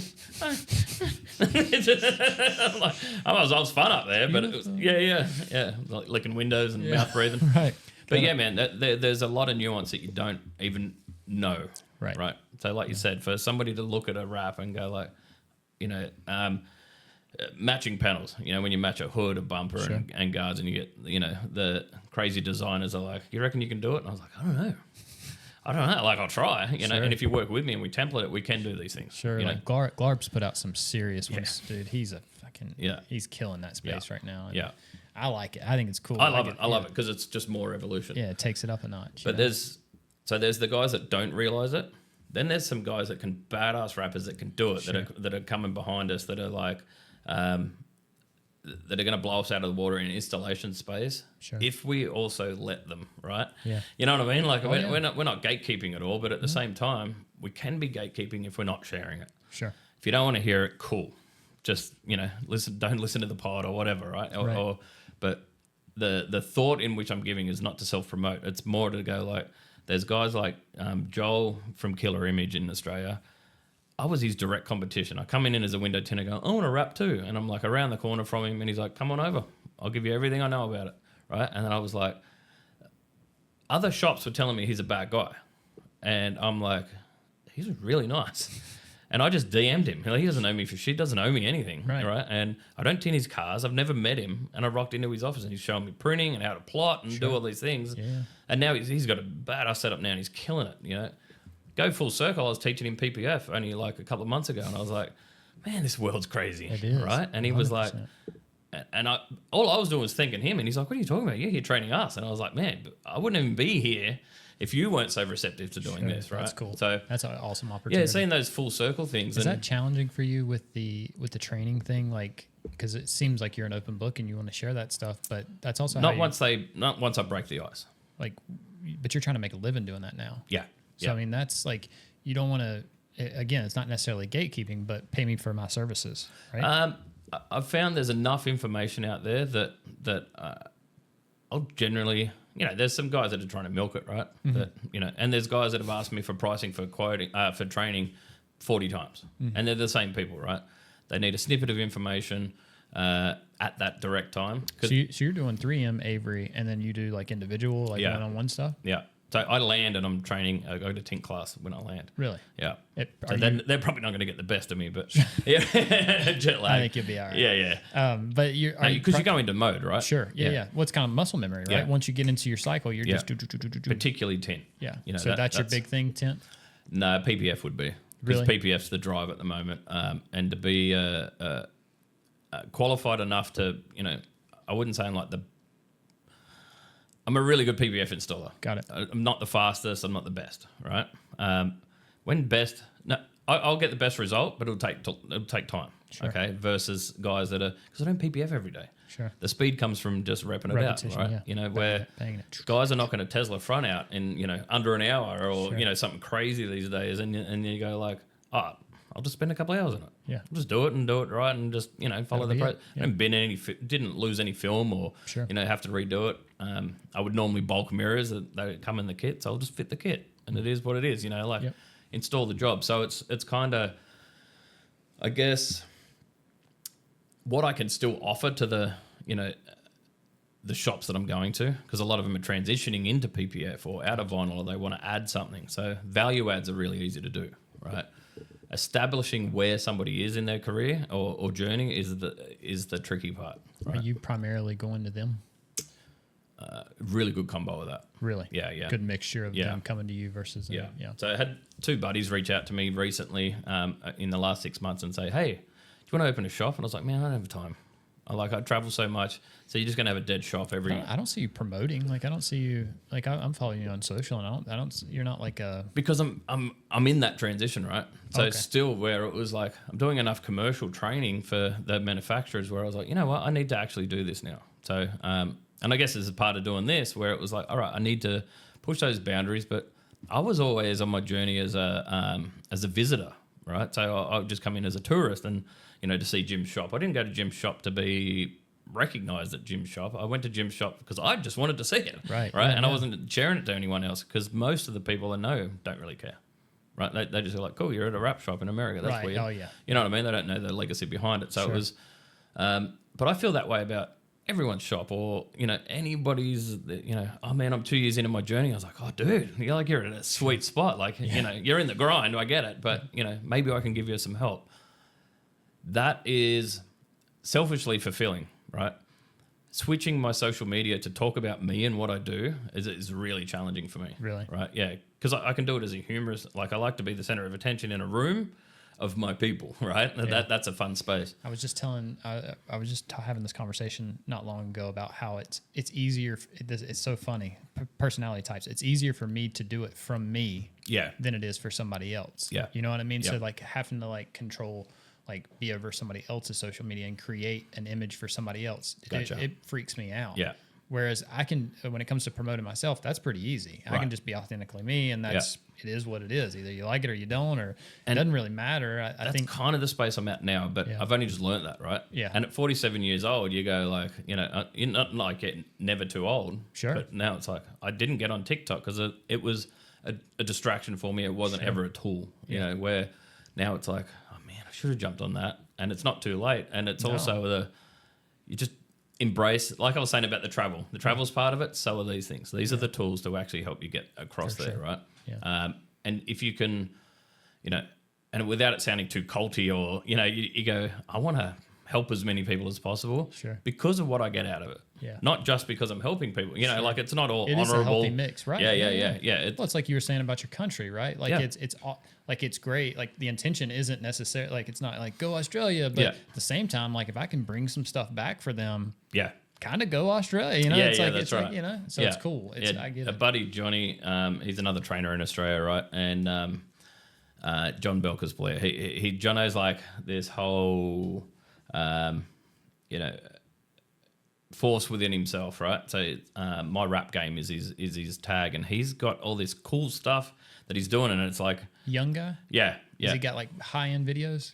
Like really good quality videos. Yeah. Josh, can you pull that up real quick? My rap game, I believe I'm pretty sure that I know this guy. Yeah. I think I just followed him on Instagram. Jonathan Belker's Blair, I think is how you pronounce it. His videos are what stood out to me, the quality of video. Right. And even now he's sort of getting into making tools and doing other things. And I'm like, his branding, his personal brand is on point. It's right? on point, yeah. And so we're in this little group chat. Yeah, there he is. Yeah, this is the guy. Yeah. He's a good looking rooster. I don't know that he is. I think and no shade on him whatsoever. I'm just saying like that was all shade. No. What I'm just saying, I think the camera does a lot. Yeah. You know what I'm saying?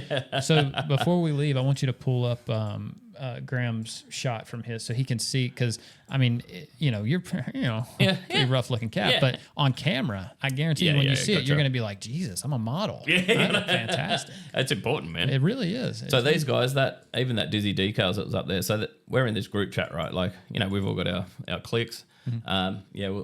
And Jez is another one in there. There's and Ryan, but we're in this chat and they're all throwing shit at me, going, "Hey man, you're coming to the US, you better represent." And I was like, "Oh, don't put that on me. I'm representing Graeme." Not And he's like, "No, you're over there actually. You're showcasing. It's Team Us." Yeah. And I was like, "Oh shit." What's the group? You say it's just our little like personal chat. Gotcha. So, all the shit you can say offline, right, but still online, yep. right? Yep. You're like, yeah, buddy. But I mean, even these guys, like, I would look at that clique of guys and go, "You guys would all out rap me, but you're not going to beat me in the training space or here or there or whatever your niche is." But as a collaboration, we'll all dominate. Sure. Right. And it's not to be better than anyone else. It's to take the best of what we know and what we can do. Sure. Right. So I'm not trying to belittle anyone in any of my space. It's always It's the rising tides, right? Rising tides raises all ships. tinting wasn't that. Yeah. Our tint industry wasn't that. It was I've like heard that. shoot them down, shoot them down, shoot them down. Well, we talked about that. I think some of that just comes with the territorial thing, Yeah. right? From the manufacturer, like they're trying to help protect your territory. Yeah. So then inherently you start to believe that it's actually your territory. Yeah. You know what I mean? Yeah. Like you get it in your head, like, yeah, this is mine. Yeah, if I put my guard down, I Yeah. could lose all this. Right? I got to be on top of this. And Yeah. it's like, I don't think people realize how uncommon it is for Rap family. you said it earlier. It's the willingness to put in the work. Yeah. I can Yeah, tell okay. you everything. Yeah. I could show you everything. You're not going to go and do it. Yeah, that's right. You know, your average yeah. person isn't going to go and do it. Actually, they're going to do like maybe 5% of it and say, "Fuck this, dude. Yeah. This is too much. Yeah. You're a psychopath. Yeah. You're crazy." But seeing Rainer or Justin do something on camera and then you try and replicate it and then now they're sharing that info and having access to it, right? And Justin gave us access, many years Sure. and I used it many times. Like my first boat on the way, I was like, yeah, I'm going to wrap a boat. I've never wrapped one before. I have no idea what I'm doing, man. But you felt like you could. Back when I bought his video for $2 and I was Sure. like the best $2 I ever spent. Because then I did, I went and made hundreds of thousands of dollars in marine. I bought the DVD set. I'm not Yeah, gonna lie. yeah. There you go. There you go. Yeah. If I knew it was around, I would have got it too. But so 'cause even that access to the information, right? Sure. It was limited.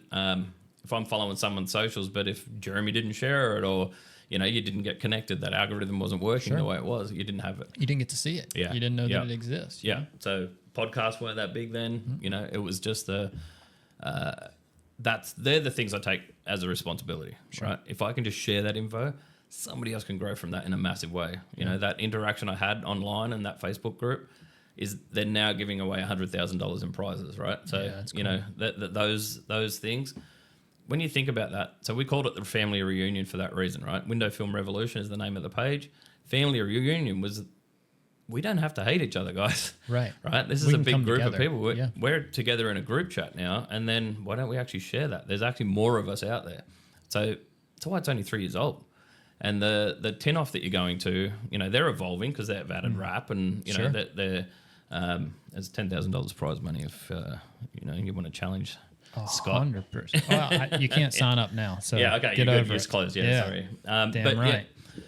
But I don't know how many people entered either. I hope to win. Yeah. Genuinely, like I'm going to win. Yeah. Like that's what I'm going for, and I am pumped about it. So I'm coming excited. back next year to win in the WFR because this year I was like, test the waters, and I was like, man, that was cool. Dude. Yeah, I'm glad you had a good experience. Like I Yeah. said, our first one, I did not have a good experience. It was rough. Like I struggled through it. I'm actually wondering if it did the opposite effect though. That I'm thinking it's easy work Right. because I took the pressure off myself. I didn't go to win like Mike Norton in there, Sure. some other badass guys, right? Yeah. And of course Mike won it.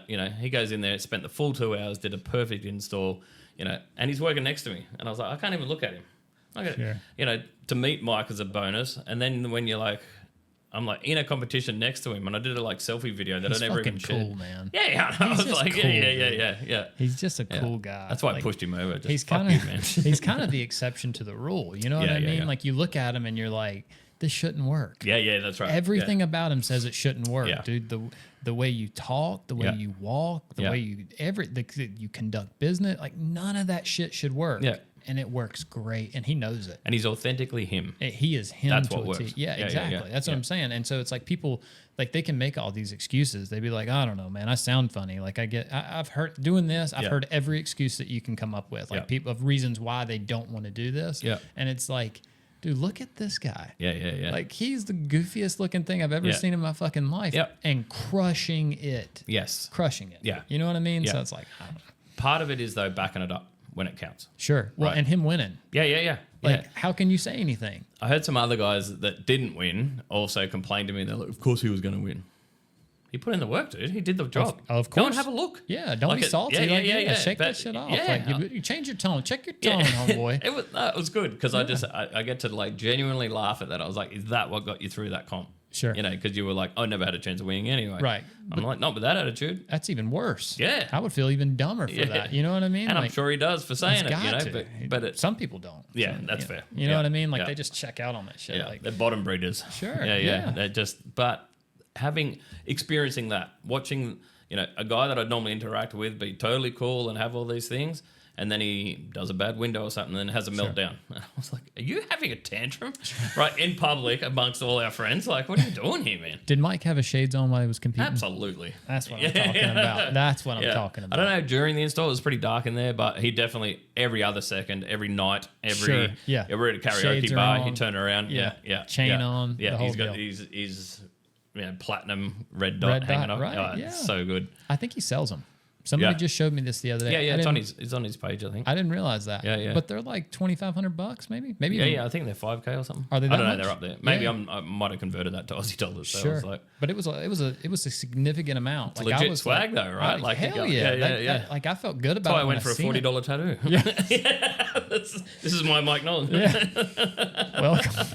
And that's probably why he's like, we're doing it different. No, he's cool, man. I've talked to him a few times. I like him. I'm gonna get him on the podcast. I think I'm gonna try. Yeah. I mean, you know, Yeah. it's tough, but man, look, I know I got to let you go. thoroughly man. enjoyed this. I have to go. I Yeah. have to run. I could sit here and do this for hours. I appreciate you coming and doing this. Dude. Yeah, It's cool. been great meeting. Let's you. do it again, man. That'd be right. 100%. Yeah. Like, anytime you're in the I'd really want to also do that certification. You know, sit in Come on that. on, That'd be let's cool. go. I mean, Yeah. and I'd like to get certified too. Yeah. That'd make sense as a trainer. well, I was thinking of that. I didn't want to say. I don't know how I say that, but like, I don't know how many people in Australia are certified. Not many. Only the There ones that can't come be, over right? here and make the effort. Right. Exactly. But- so but it's got to it'd be a have to select few. It'd have to be. If there was 10, I'd be surprised. Right. Yeah. So for you to be in that group, I think that'd be badass. I think Yeah, that'd be man. awesome. Yeah. So And I'm also open invite to you Aussies to come over and do this, man. dude, Because the distance is disconnect. sure. Okay, where you know, I felt like a buddy before I met you. Sure. You know what I mean? Which is 100%. the really cool thing about social media, because we've had enough exposure to have a gauge on what sort of person you are. Sure. Right. Everyone else is in their head about it. They're going like, man, what if they do it different than me? Bonus. You know, what if they're an asshole? Whatever. There's another guy that isn't. Actually, I think that you've done well with it because you've kind of been a pleasant surprise. Like I wasn't okay. expecting you to be so charming and funny, and like Right. I just didn't know how this. I had pretty low expectations, right? I didn't know. Good idea. You're like, Well, you have to in this. window tinter. You just don't know. You No, never of know. course. You know what I Yeah, mean? yeah, yeah. So it's like, Yeah.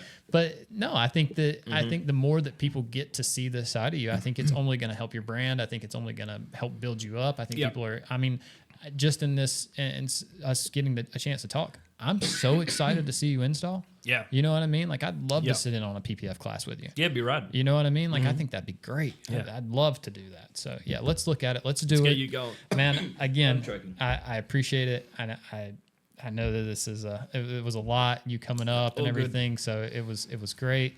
I thoroughly enjoyed it, and yeah, we'll have you back in again. So And thanks to Josh too, because he had to sit through all this live. you hear No, it was that, great. Lambert? Thank you. All right, Lambert, we good? Yep. All Good. right. Awesome.